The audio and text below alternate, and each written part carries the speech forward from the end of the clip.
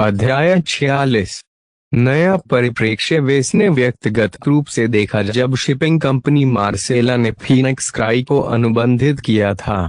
Loader और bot ने सावधानी पूर्वक गहरे और लाल लेपित मेघ को एक सील बंद और गद्देदार मेज कंटेनर में लोड किया।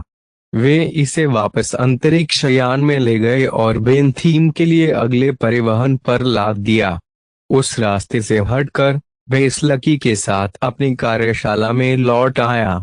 बिल्ली ने बाहर समय का आनंद लिया, लेकिन अब वह शेष दिन के लिए सुस्ती महसूस कर रही थी। तुम बहुत आलसी हो।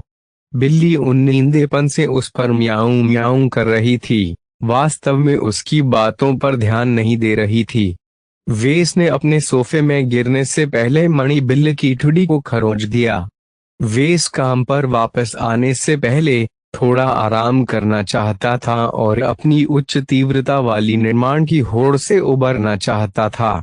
जब उन्होंने फीनिक्स स्काई को आकार दिया तो उन्हें अपनी भावनात्मक मनोदशा पर लगातार ध्यान देना थका देने वाला लगा।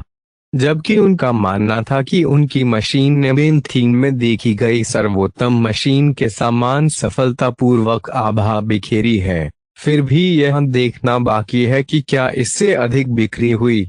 आखिरकार एक स्पेक्टर को मापा नहीं जा सका, इसलिए कागज पर उसका प्रदर्शन वास्तव में प्रदर्शन से भी बदतर दिखाई दिया। मैं अभी भी इसे कभी कभार कर सकता हूँ, लेकिन तब नहीं जब मैं हर दिन मेक बना रहा हूँ। सिस्टम के साथ भी वेस एक नश्वर बना रहा। जब तक उन्होंने अपनी एकाग्रता और सहनशक्ति विशेषताओं पर डीपी का एक जहाज खर्च नहीं किया, उन्हें संदेह था कि थकावट दूर हो जाएगी। अपने गुणों को अपनी विशेषताओं पर खर्च करने के बजाय उन्हें निखारना अधिक महत्वपूर्ण है। जबकि वेस ने माना कि दोनों विकल्पों की अपनी खूबियां थीं, कौशल ने तत्काल ठोस लाभ प्रदान किए। इस शुरुआती चरण में जहां वे एक बुरे दौर के बाद भी दिवालिया होने की कगार पर था, उसे इसकी जरूरत थी। ओह ठीक है, मैं इसके बारे में कल सोचूंगा। उसने बाकी दिन छुट्टी ले ली। उन्होंने मेज से संबंधित सभी गतिविधियों से परहेज किया, यह ध्यान में रखते हुए कि उन्होंने अपना अधिकांश जीवन किसी न किसी तरह से मेज के साथ बिताया। उन्हें कुछ और करने में कठिनाई हुई। वह रात भर सोने तक प्रसारण देखता रहा। इस बीच डोरम के बाहरी इलाके में एक मेज यार्ड में मार्सेला एक अन्य व्यक्ति के साथ खड़ी थी और उन्होंने एक ड्रोन को मेज कंटेनर से गिरते हुए देखा। दोनों ही काफी अच्छे और ऊर्जावान लग रहे थे। जबकि मार्सेला ने अपने पारंपरिक हरे रंग के औपचारिक कपड़े पहने थे, उसके अलावा दूसरे व्यक्ति ने कुछ अधिक भड़कीले कपड़े पहने थे। वहाँ यह है, कैप्टन कारूथर्स। आपकी नई मशीन फीनिक्स स्काई उत्पादन में अपनी तरह का पहला मॉडल। वह आदमी प्रत्याशा से गुड़ाया। जब आपने मुझे बताया कि आप मेरे मानदंडों के अनुरूप मुझे एक मेक बेचने के लिए तैयार हैं, तो मुझे विश्वास नहीं हुआ। स्थानीय बाजार में ऐसी बहुत सारी उन्नत मशीनें उपलब्ध नहीं हैं जो रेंज में और नजदीकी तौर पर व्यवहार्य हों, खासकर मेरी कीमत सीमा के भीतर। मेरे लड़के ने आपकी मशीन में जो थोक कवच प्रतिस्थापन किया है, यही कारण है कि यह इतना किफायती है। यह सोचकर भ्रमित ना हो कि आप असली सीजर ऑगस्टस को चला रहे हैं। मुझे अपने कौशल पर भरोसा है। मैंने सिमुलेशन में कई बार मॉडल को घुमाने के लिए बाहर निकाला है। मुझे पता है कि मैं इस मशीन को कितनी दूर तक धकेल सकता हूँ। जब तक मैं सबसे कुख्यात समुद्री डाकुओं का शिकार नहीं करता, तब तक मैं ठीक रहूंगा। वैकल्पिक कवच को बदलना भी सस्ता है। जब तक आप इसके कोर को क्षतिग्रस्त नहीं होने देते, तब तक आप इस मशीन से बैंक को नहीं तोड़ेंगे। मार्सेला के कुछ ड्रोन कंटेनर को खोलने और यह जांचने के लिए उड़े कि क्या इसकी सामग्री मैनिफेस्ट से मेल खाती है। जब सभी चीजों की जांच की गई, तो कंटेनर खुलने पर एक भयानक दिखने वाली मशीन दिखाई दी। ड्रोन ने उन सीलों को हटाना शुरू कर दिया जो मशीन को निष्क्रिय और उसके हथियारों को ठंडा रखती थीं। बहुत खूब। आभासी खिलौनों के साथ खेलना एक बात है, वास्तविक सौदा देखना दूसरी बात। यहाँ तक कि मार्सेला भी प्रभावित दिखी। उन दोनों ने स्पेक शीट और मार्क एंटनी के सिमुलेशन पर विचार करने में घंटों बिताए। मॉडल की अंतर्निहित खामियों को पहचानते हुए वे दोनों इसकी अच्छी निर्माण गुणवत्ता और ढेर सारे विकल्पों की प्रशंसा करते थे। मार्सेला ने इस परिष्कृत डिजाइन के साथ वेस में संभावनाएं देखीं, इसलिए उसने यह सुनिश्चित किया कि इससे पहले कि कोई अन्य प्रतिस्पर्धी उस पर अपना पंजा जमाए, वह जल्दी ही उसे पकड़ ले। वेस के पहले काम के बारे में उनकी अच्छी धारणा के बावजूद उन्होंने इसे केवल एक क्षणिक डिजाइन के रूप में माना, जो कि मेक डिजाइनर के व्यवसाय को चलाने के लिए था। यहाँ तक कि कैप्टन कारुथर्स ने भी अपनी नई खरीद पर अपना कुछ फैसला सुरक्षित रखा।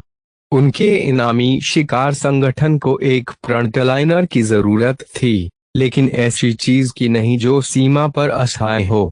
जबकि स्थायित्व महत्वपूर्ण था, वह आक्रामक विकल्पों में अधिक विकल्प को अधिक महत्व देता था क्योंकि उसने हाथापाई और रेंज दोनों में क्रॉस प्रशिक्षण किया था। हथियार बाजार में ऐसा मॉडल ढूंढना जो दोनों पर समान ध्यान दे मुश्किल नहीं था, लेकिन ऐसा मॉडल ढूंढना जो मात दे सके और ज्यादा खर्च नहीं हो, एक चुनौती थी। विकल्पों की कमी के कारण उन्होंने केवल मार्क एंटनी पर फैसला किया। जब दोनों की जोड़ी करीब आई तो उनका खौफ बढ़ गया।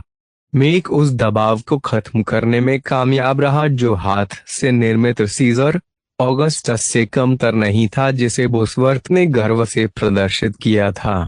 मच के गहरे स्वर ने किसी तरह उज्जवल दिन को अंधकारमय कर दिया।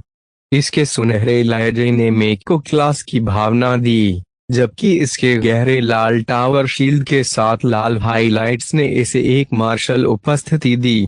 मेक ने अपनी निष्क्रिय अवस्था के बावजूद व्यावहारिक रूप से युद्ध की लालसा प्रदर्शित की। मैं देखता हूं कि जब हर कोई कहता है कि हाथ से बनी वस्तुओं का अपना आकर्षण होता है तो उनका क्या मतलब होता है।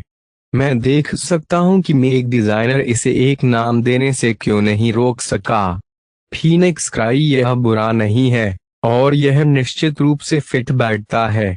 मेक डिजाइनर ने इस वर्ष के इत में दूसरा स्थान जीता। वह भले ही युवा हो, लेकिन उसने पहले ही दिखा दिया है कि वह बाकियों से कहीं बेहतर है। आपको किसी स्थापित मशीन निर्माता से इतनी ड्राइव वाला डिजाइन नहीं मिल सकता है।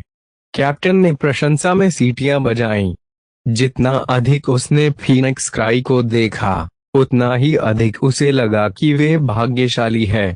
हमारे पहुंचने से पहले मुझे संदेह हो रहा था कि क्या मुझे इसके बजाय एक विश्वसनीय बड़े पैमाने पर उत्पादित मॉडल खरीदना चाहिए था, लेकिन अब और नहीं। ऐसा नहीं लगता कि यह किसी नए मेक डिजाइनर के हाथ से आया है। मार्सेला ने मेकअप प्रमाण पत्र लाया और उसे अपने ग्राहक को दे दिया। एमटीए भी इससे सहमत है। उन्होंने शायद ही कोई शिकायत दर्ज की, और जो कुछ उन्होंने नोट किया वह सीमा के भीतर था। मेक डिजाइनर ने अपना समय लिया, लेकिन उसने एक ठोस उत्पाद पेश किया। मुझे इस मशीन को घुमाने के लिए उत्सुकता हो रही है। मेरे मेहमान हो। यहाँ कुंजियां और कोड हैं। कैप्टन ने एक लिप ली जो उसे कॉकपिट तक ले गई। उसने अपने कुंजी उपकरण पर एक बटन दबाया जिससे कॉकपिट के लॉकिंग तंत्र को संकेत मिला।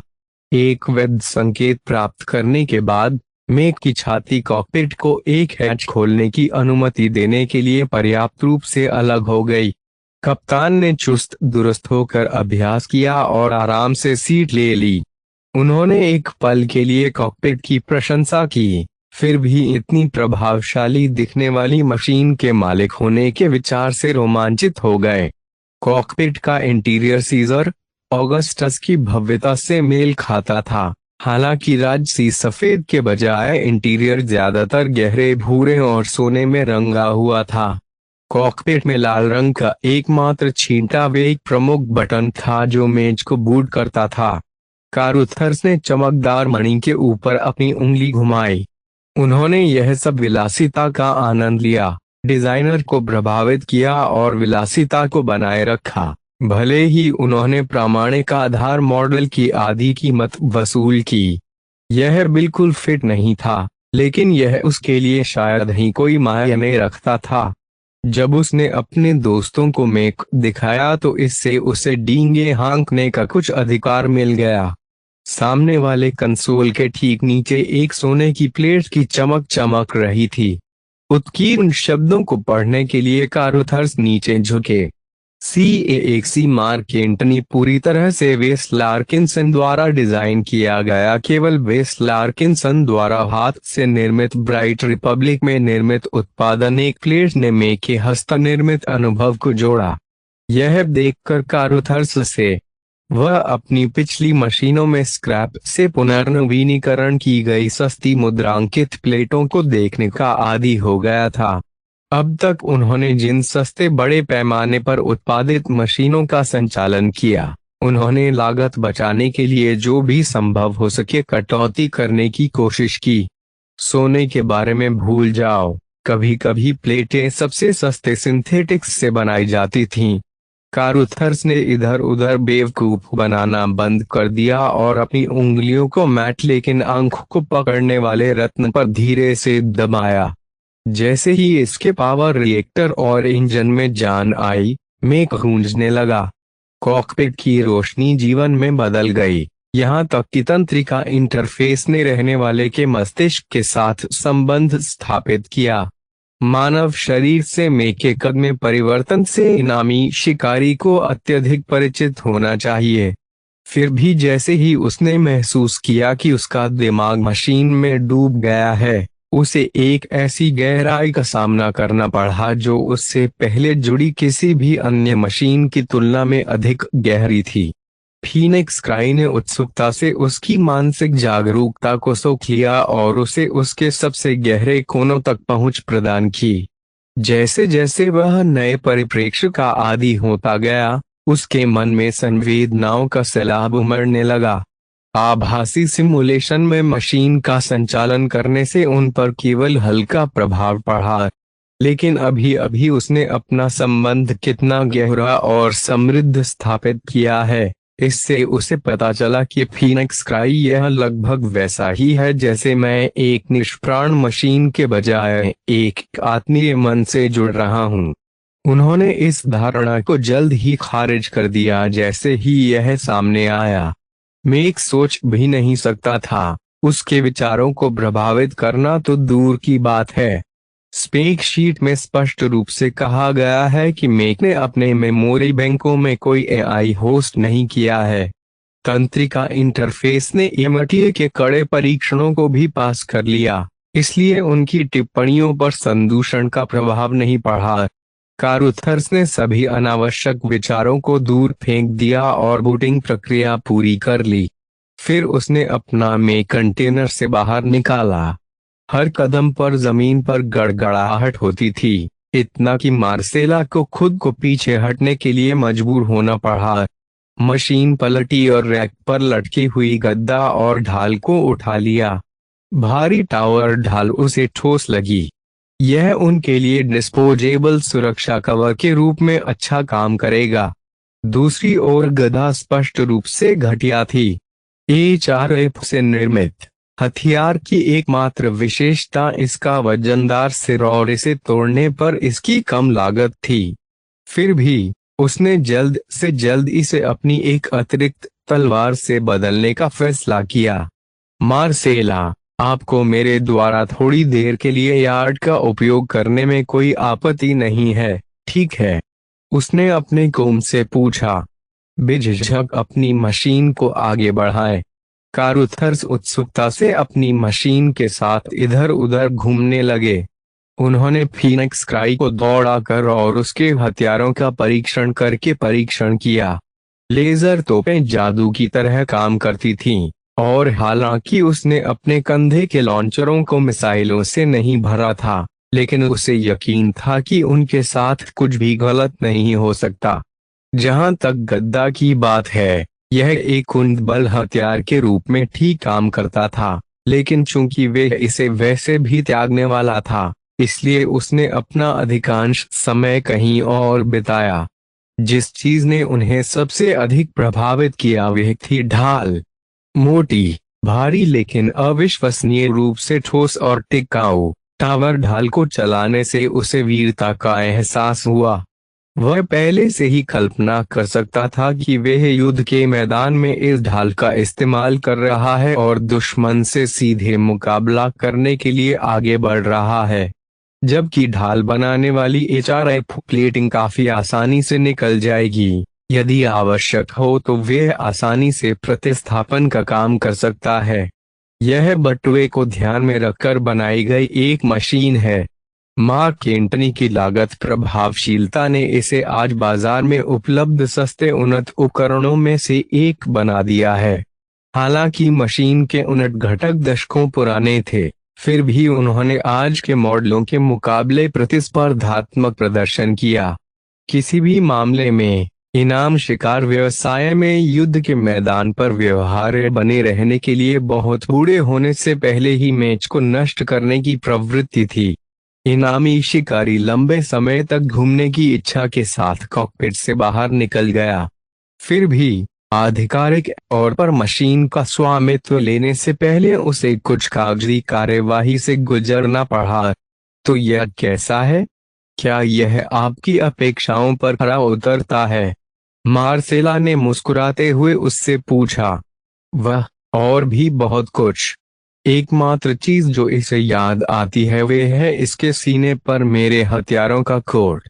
मुझे यकीन है कि जब आप अपनी नई खरीदारी का प्रदर्शन करेंगे तो आप अपने सामाजिक दायरे में ईर्ष्या के पात्र बन जाएंगे। हम देखेंगे। मुझे मैदान में इस बच्चे का परीक्षण करने की इच्छा हो रही है।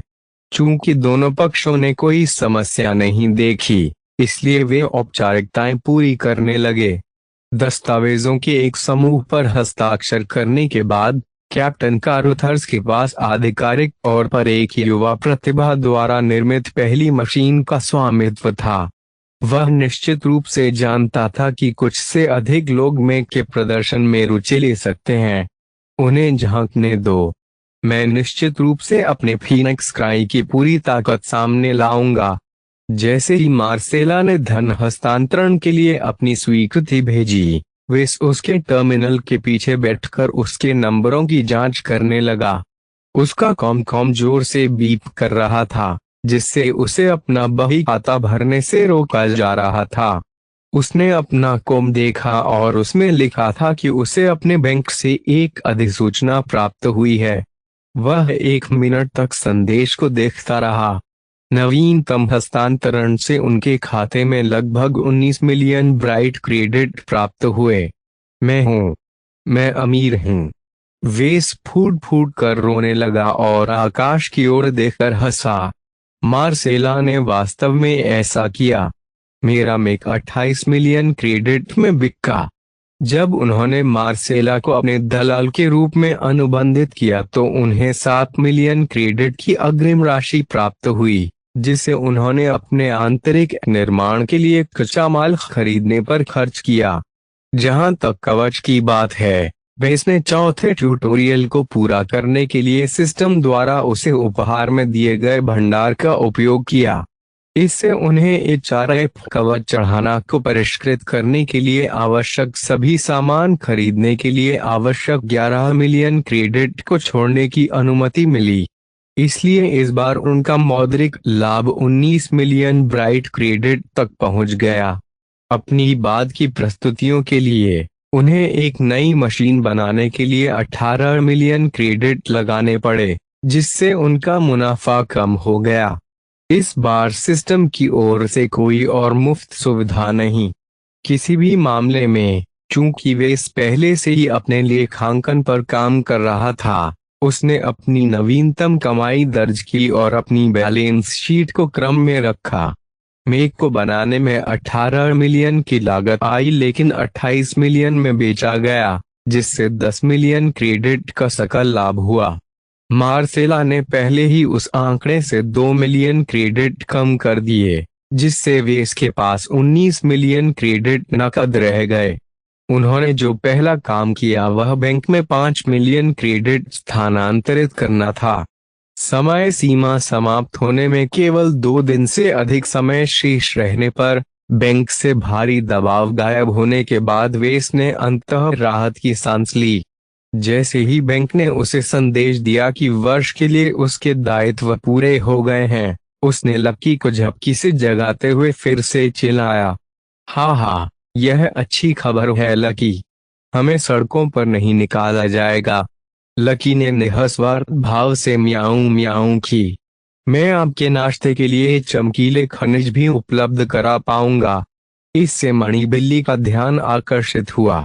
लकी तुरंत सोफे से कूद गया और अपने शरीर को उसके पैरों से रगड़कर सुंदर अभिनय किया। थोड़ी देर गले लगाने के बाद वे अपने वित्तीय विवरण पर वापस चला गया। दुर्भाग्य से उन्हें जितने भी नंबर मिले उनमें से सभी के नतीजे अच्छी खबरें नहीं थे। बचे हुए 14 मिलियन क्रेडिट में से वेस के पास स्वतंत्र रूप से एक और मार्क एंटनी का उत्पादन करने के लिए आवश्यक धन की कमी थी। वह अभी भी मार्सेला की सेवाओं पर निर्भर था, विशेष रूप से अपने नए उपकरणों के उत्पादन के लिए अपने खरीदारों से डाउन पेमेंट की मांग करने की उसकी क्षमता पर। मुझे उम्मीद है कि उसे इस स्थिति से ज्यादा परेशानी नहीं होगी। इसके अलावा यदि वे इस जिम्मेदारी से अपने पैसे का बजट बनाना चाहता है तो उसे अपनी कुछ नकदी आरक्षित रखनी चाहिए और इसे भविष्य की जरूरतों के लिए अपने गुल्लक में रखना चाहिए।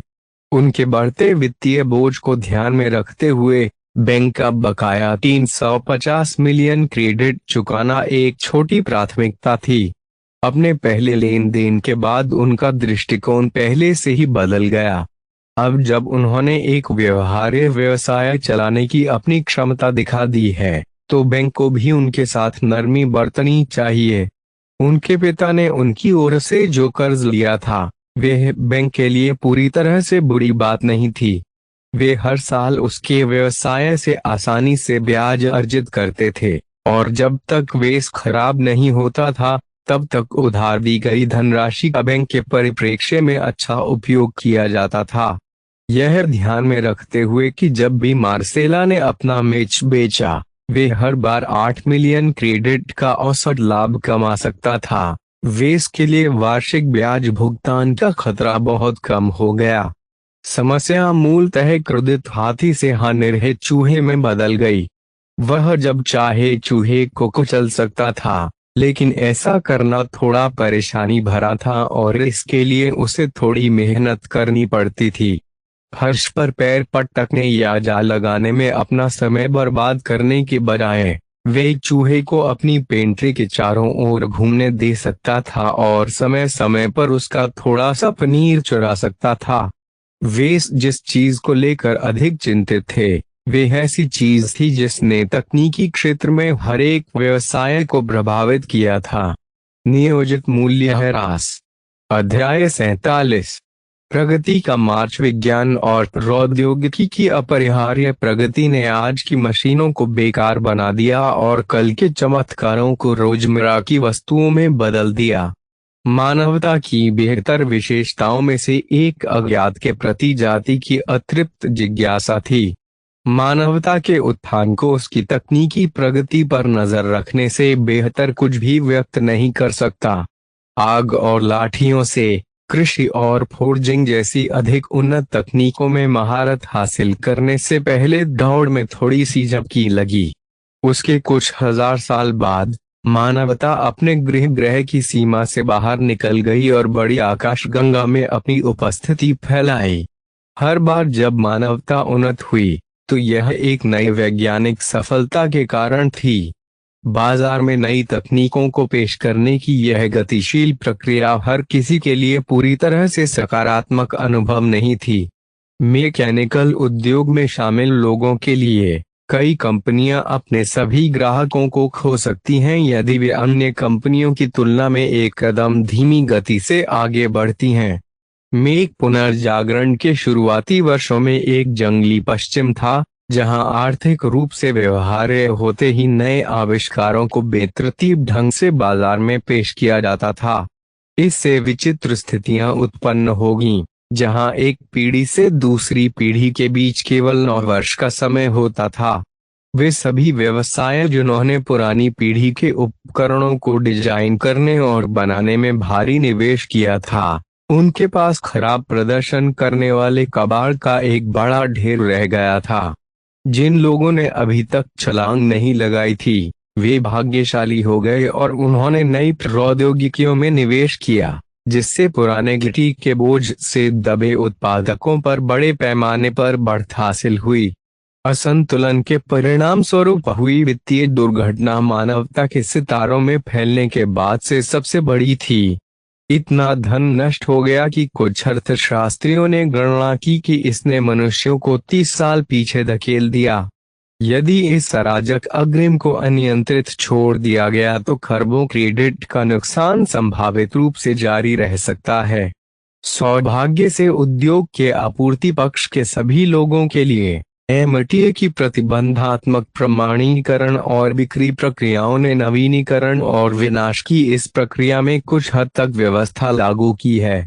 यांत्रिकी उद्योग अब तकनीकी प्रगति को पीढ़ियों में समूहित करने के एक अर्ध निर्धारित कार्यक्रम का पालन करता है। प्रत्येक पीढ़ी लगभग 30 से 50 वर्षों तक चलती है। खुले बाजार में लाइसेंस प्राप्त करने के लिए उपलब्ध आधुनिक प्रौद्योगिकियों को शामिल करने वाले वाणिज्यिक उपकरणों को युग की तथाकथित वर्तमान पीढ़ी या संक्षेप में करंट जेन माना जाता था। इसके पहले की पीढ़ी को अंतिम पीढ़ी या लास्ट जेन कहा जाता था। आमतौर पर दोनों के बीच प्रदर्शन में अंतर स्पष्ट था, लेकिन बहुत ज्यादा नहीं।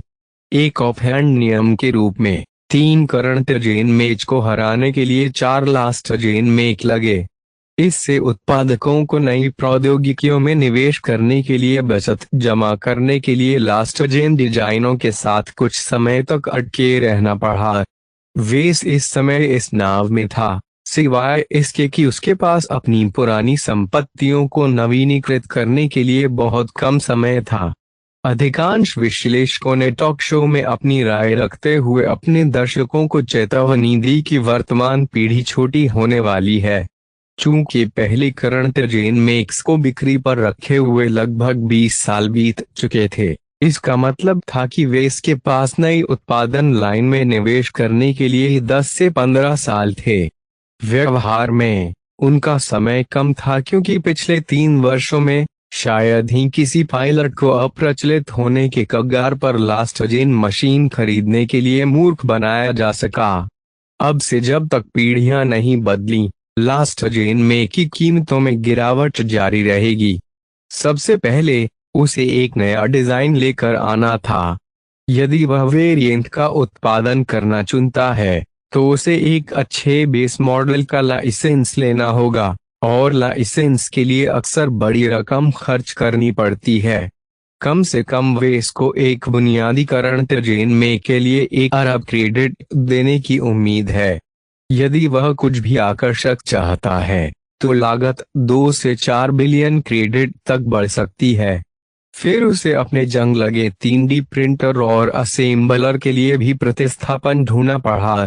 यदि वेस अपने बढ़ते कौशल का पूरी तरह से उपयोग करना चाहता है, तो उसे एक अधिक मजबूत असेंबलर सिस्टम हासिल करना होगा, जिसकी राशि लगभग 300 मिलियन क्रेडिट है।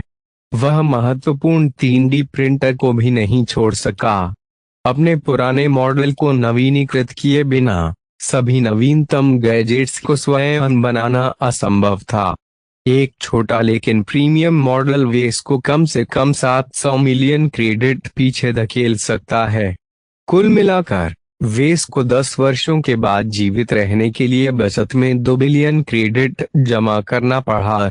यह बहुत बड़ी धनराशि थी, और उस समय के भीतर कुछ भी हो सकता था जो वेस को अपनी बचत खोने पर मजबूर कर सकता था या उसे किसी और चीज पर खर्च करने के लिए मजबूर कर सकता था। इतनी बड़ी खर्च योजना के साथ वेस को लगा कि उसके कंधे पर छाया प्रतिशोध के साथ लौट रही है। हालांकि यह थोड़ा और दूर दिखाई दे रहा था, फिर भी इसकी छाया ने उसके मन में पिछली चिंताओं को बौना कर दिया जब केवल उसके ब्याज भुगतान ने उसके व्यवसाय को खतरे में डाल दिया था। इतनी रकम जमा करने के लिए उसे सैकड़ों या यहाँ तक कि हजारों की संख्या में निवेश करना होगा। क्या मुझे सचमुच 2 बिलियन क्रेडिट बचाना है? वेस ने अपना सिर खुजलाते हुए खुद से पूछा। 3D प्रिंटर और असेंबलर को बदलना प्राथमिकता बनी रही। उनके वर्तमान उपकरण ने उनके विकल्पों को बहुत सीमित कर दिया। जहां तक लाइसेंस की बात है, वेस ने एक विकल्प के बारे में सोचा। मुझे आवश्यक रूप से संपूर्ण मेक डिजाइन का लाइसेंस लेने की आवश्यकता नहीं है। जब मैंने फ्यूजन कप के लिए क्वालिफायर में स्पेयर पार्ट्स से ड्रेक को एक साथ जोड़ा तो मुझे पहले से ही एक मूल मशीन डिजाइन करने का स्वाद आ गया था। यदि वेस अपने विवरण में उदार था, तो मेक डिजाइन केवल एक प्रक्रिया थी जिसके तहत डिजाइनर ने विभिन्न घटकों को एक साथ मिलाया। इसमें कहीं भी यह नहीं कहा गया कि मेक डिजाइनर को पहिए का पुनः आविष्कार करना होगा और सभी भागों को स्वयं ही डिजाइन करना होगा। खुले बाजार में कंपोनेंट लाइसेंस की व्यापक उपलब्धता के साथ एक मेक डिजाइनर को केवल कुछ मौजूदा हिस्सों को पकड़ना और उन्हें एक फ्रेम में एक साथ भरना था और देखते ही देखते उसके हाथों से एक नया डिजाइन सामने आया। मूल खाका डिजाइन करने के अनेक लाभ थे।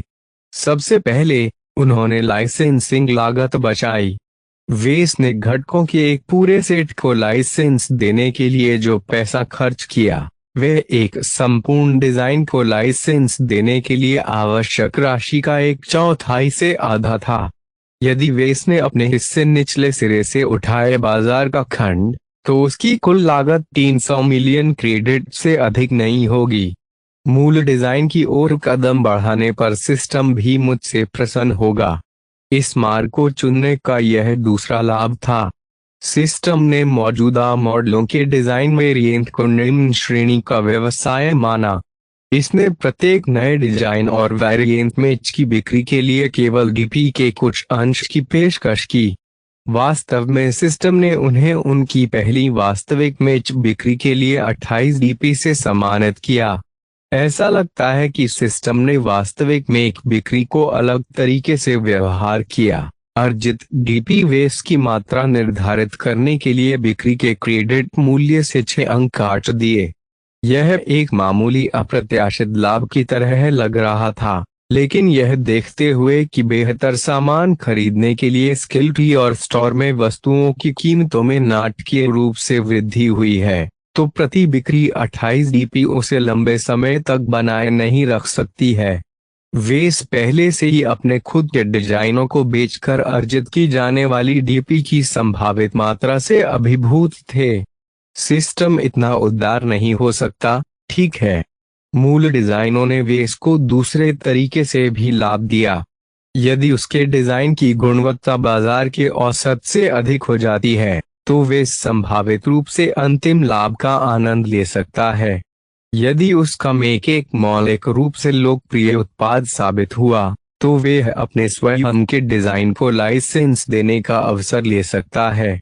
कहने की जरूरत नहीं है, इस तरह की व्यवस्था से वे संभावित रूप से जितना पैसा कमा सकता था वह बहुत बड़ा था, और इसके बारे में सबसे अच्छी बात यह थी कि उसे एक उंगली भी उठाने की जरूरत नहीं थी।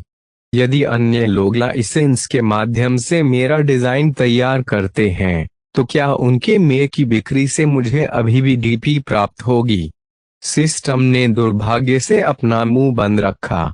इससे वेस उत्तर निर्धारित करने में असहाय हो गया। फिर भी सिस्टम ने अब तक जिस तरह से काम किया है, उससे वेस ने अनुमान लगाया कि यह बहुत कंजूस नहीं हो सकता है। इसने वर्चुअल मैच बिक्री को डीपी के स्रोत के रूप में माना, भले ही वेस ने उत्पादन को गेम ऑपरेटर के सर्वर पर छोड़ दिया हो। स्वाभाविक रूप से ये सभी संभावनाएं काल्पनिक दिवास्वप्न थीं। वेस किसी मूल डिजाइन को डिजाइन करने और गढ़ने के करीब भी नहीं था, किसी ऐसी चीज के बारे में सोचना तो दूर की बात है जो पुरस्कार जीत सके और लाइसेंसिंग अनुरोधों को आकर्षित कर सके। इस मुद्दे पर दोबारा विचार करने से पहले उन्हें अपने मौद्रिक भंडार और व्यक्तिगत कौशल दोनों का निर्माण करना पड़ा। ठीक है, कम से कम मैंने अपने लिए एक दीर्घकालिक लक्ष्य निर्धारित किया है। 10 साल के समय में मैं अपने उपकरण बदलना चाहता हूं और कम से कम एक व्यवहार्य मूल डिजाइन के साथ आना चाहता हूं। यह एक ऊंचा लक्ष्य था जिसे बहुत कम एक डिजाइनर पूरा कर सकते थे यदि वे उनके स्थान पर कदम रखते। एक व्यवहार्य या लोकप्रिय डिजाइन बनाने के लिए इसे बाजार में बुनियादीकरण तर्जीन मॉडल से बेहतर प्रदर्शन करने की जरूरत थी, जबकि इसमें एक अनूठी विशेषता थी जिसे वेस अपने मुख्य विक्रय बिंदु के रूप में पेश कर सकता था। उदाहरण के लिए सीजर ऑगस्टस को लें। इसके कई नुकसानों के बावजूद मेक ने एक छोटे लेकिन समर्पित प्रशंसक वर्ग को आकर्षित किया। पुराने डिजाइन ने अपने अनूठे बिंदुओं पर भरोसा करके यह सफलता हासिल की, जो कि लचीले अपराध के साथ उत्कृष्ट रक्षा का विलय था। ऐसे डिजाइन के साथ आना जो मुख्य धारा के मॉडलों की तुलना में थोड़ा बेहतर प्रदर्शन करता हो, पर्याप्त नहीं था।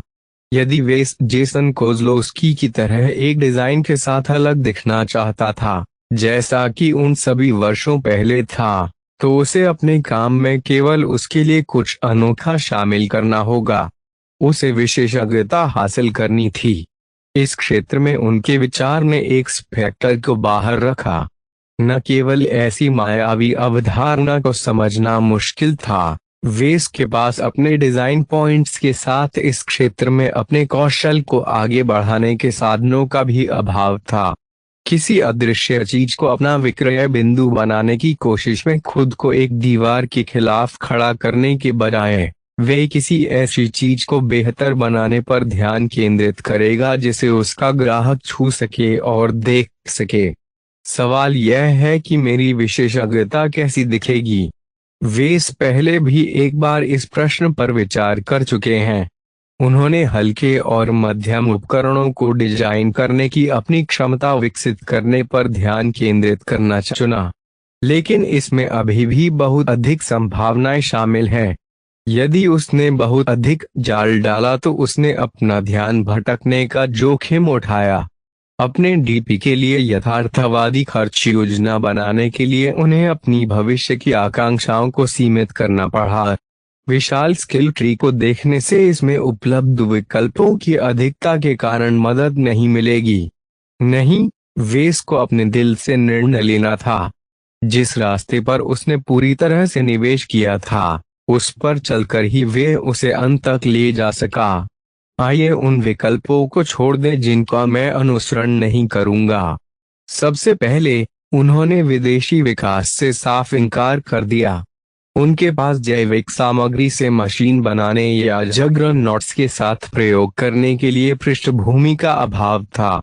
इसके बाद उन्होंने भारी यांत्रिकी से इनकार किया, जबकि इतनी महंगी मशीन विकसित करने से अच्छा रिटर्न मिल सकता है, लेकिन इसकी सभी प्रणालियों में महारत हासिल करने के लिए आवश्यक निवेश की मात्रा में बहुत अधिक समय लगा। आमतौर पर मेक डिजाइनरों की टीमों ने एक व्यवहार्य भारी मेक डिजाइन विकसित करने के लिए अपनी अपनी विशिष्टताओं को एकत्रित किया। अब जबकि उसके पास बुनियादी बातें बची थीं, वेस ने हथियार प्रणालियों को छोड़कर अपना दायरा और भी कम कर दिया। लेजर, तोपों, मिसाइलों और परिष्कृत हाथापाई हथियारों का विकास अपने आप में एक अनुशासन था। चूंकि इन हथियारों के पीछे की प्रौद्योगिकियां पहले से ही काफी परिपक्व थीं, इसलिए सुधार की कुछ बूंदें निचोड़ने के लिए अत्यधिक प्रयास करना पड़ा। यदि उन्होंने अपने हथियारों के विकास में सुधार करने के लिए बहुत अधिक प्रयास किए, तो उन्होंने अपने मूलभूत कौशल की उपेक्षा करने का जोखिम उठाया। इस क्षेत्र को पेशेवरों पर छोड़ देना और लाइसेंसिंग पर निर्भर रहना बेहतर था। केवल पॉलीमैथ जैसी असाधारण प्रतिभा ही सभी विकासों के साथ बनी रह सकती है और यहाँ तक कि अपने प्रयासों से क्षेत्र को आगे भी बढ़ा सकती है। लोग लगभग गिन नहीं पाए कि क्लेयर ग्राम्जा ने कितने पेटेंट पंजीकृत किए। हर कोई आश्वस्त था कि उसने अपनी मशीनें बेचने की तुलना में अपनी तकनीक को लाइसेंस देकर अधिक पैसा कमाया। इसके बजाय वेस ने एक अन्य स्टार डिजाइनर से प्रेरणा ली। आर्मरर ने अपने उपकरणों के लिए सर्वोत्तम कवच विकसित करके शानदार ढंग से शीर्ष पर जगह बनाई। ढेर सारे उत्साही मेक पायलट, जिनके पास थोड़ा अतिरिक्त पैसा था, उनके उत्पादों की ओर उमड़ पड़े। हालांकि उनकी मशीनें अन्य क्षेत्रों में बहुत अधिक उत्कृष्ट नहीं हो सकती हैं, केवल यह तथ्य कि राउल मेंडोजा द्वारा डिजाइन की गई एक मशीन ने तहतों की संख्या में 50% तक की कटौती की, यह अपने आप में एक चमत्कार था। पायलटों ने हमेशा अपने जीवन को महत्व दिया। केवल कवच पर ध्यान केंद्रित करना पर्याप्त नहीं हो सकता है। उनका शुरुआती बिंदु किसी अन्य की तुलना में कम था। क्षेत्र में मापने योग्य सफलता प्राप्त करने के लिए उन्हें उन प्रतिभाओं के खिलाफ प्रतिस्पर्धा करने के लिए अपने कौशल को काफी गहराई से विकसित करना पड़ा, जिन्होंने अपनी शिक्षा की शुरुआत में कवच में विशेषज्ञता हासिल की थी। जब वेस ने फ्यूजन कप के फाइनल में एडविन मैकेनी के खिलाफ प्रतिस्पर्धा की तो उन्हें पहले से ही भारी असमानता का एहसास हो गया था। इसके बजाय वे अपने विचार को दूसरे रास्ते पर ले गए। फैंटासिया मॉडल और सीजर ऑगस्टस के साथ काम करने से उन्हें गति के साथ सुरक्षा को संतुलित करने की चुनौती में कुछ अंतर्दृष्टि प्राप्त करने की अनुमति मिली। जब उन्होंने जेसन द्वारा ऑगस्टस पर कवच का उपयोग करने के सुंदर तरीके पर विचार किया तो उनकी रुचि जागृत हो गई। वेस ने पहले से ही कवच योजना के साथ खिलवाड़ किया था जब उन्होंने एचआरएफ कवच चढ़ाना के साथ निर्मित होने वाले मेक को फिर से डिजाइन किया था। मुझे लगता है कि मैं अपनी स्वयं की कवच योजनाएं विकसित करने की प्रक्रिया का आनंद लूंगा। गति का त्याग किए बिना अधिकतम मात्रा में सुरक्षा प्राप्त करने का प्रयास करना एक शाश्वत दुविधा है जिसका सामना प्रत्येक मेक डिजाइनर को करना पड़ता है। आर्मोरर द्वारा अपनाए गए मार्ग को अपनाने और पूरी तरह से सर्वोत्तम सुरक्षा प्राप्त करने का प्रयास करने के बजाय वेस को केवल कुछ अच्छा विकसित करने की आवश्यकता थी, जबकि मेक को अपनी अधिकांश गति बनाए रखने की अनुमति दी गई थी। यह सर्वोत्कृष्ट डिजाइन योजना में फिट बैठता है जो मध्यम मेज को रेखांकित करता है, इसलिए वेस ने निश्चित रूप से अपनी भविष्य की योजनाओं में हल्के मेज को छोड़ दिया। वेस से बेहतर आधार वाले कई डिजाइनरों ने गति और कवच दोनों में उन्नत बनाने की कोशिश की है। उनमें से अधिकांश बुरी तरह विफल रहे, जबकि बाकियों ने ऐसे डिजाइनों के साथ औसत दर्जे की कमाई की जिन्होंने प्रतिस्पर्धा की तुलना में थोड़ा बेहतर प्रदर्शन किया। हालांकि वह असफल भी हो सकता था, फिर भी उसके पास एक ऐसी चीज थी जिसका अभाव कई अन्य लोगों में था, सिस्टम। केवल इसी क्षण तक उसने अपना कौशल वृक्ष खोला। उन्होंने सबसे पहले मध्यम कवच विकसित करने से जुड़े कौशल पर नजर डाली। यह एक व्यापक और जटिल पेड़ था जो ऐसे रास्ते पेश करता था जो वजन घटाने या अधिकतम सुरक्षा में विशेषज्ञता रखते थे, साथ ही सिग्नल अवशोषण और स्वमरम्मत मिश्र धातु जैसे कई अन्य विकल्प भी प्रदान करते थे। वेस चुनाव के लिए तैयार नहीं था। अगर मैं इस पेड़ की कई शाखाओं के नीचे चलना चाहूं तो इससे मेरा ध्यान थोड़ा बिखर जाएगा, लेकिन एक बार जब मैं अपनी विशेषज्ञता में अपनी बुनियादी दक्षताएं विकसित कर लूंगा तो लाभ उल्लेखनीय होंगे। उनकी योजना का पहला कदम सीजर ऑगस्टस की अधिक विश्वसनीय प्रस्तुति के साथ शुरू हुआ।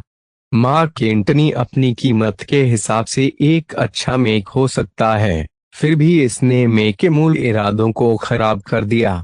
यदि वह सस्ते सामान के बजाय अच्छी गुणवत्ता वाले कवच का उपयोग करता तो वे अधिक महंगे मेक डिजाइन करने में सक्षम होता।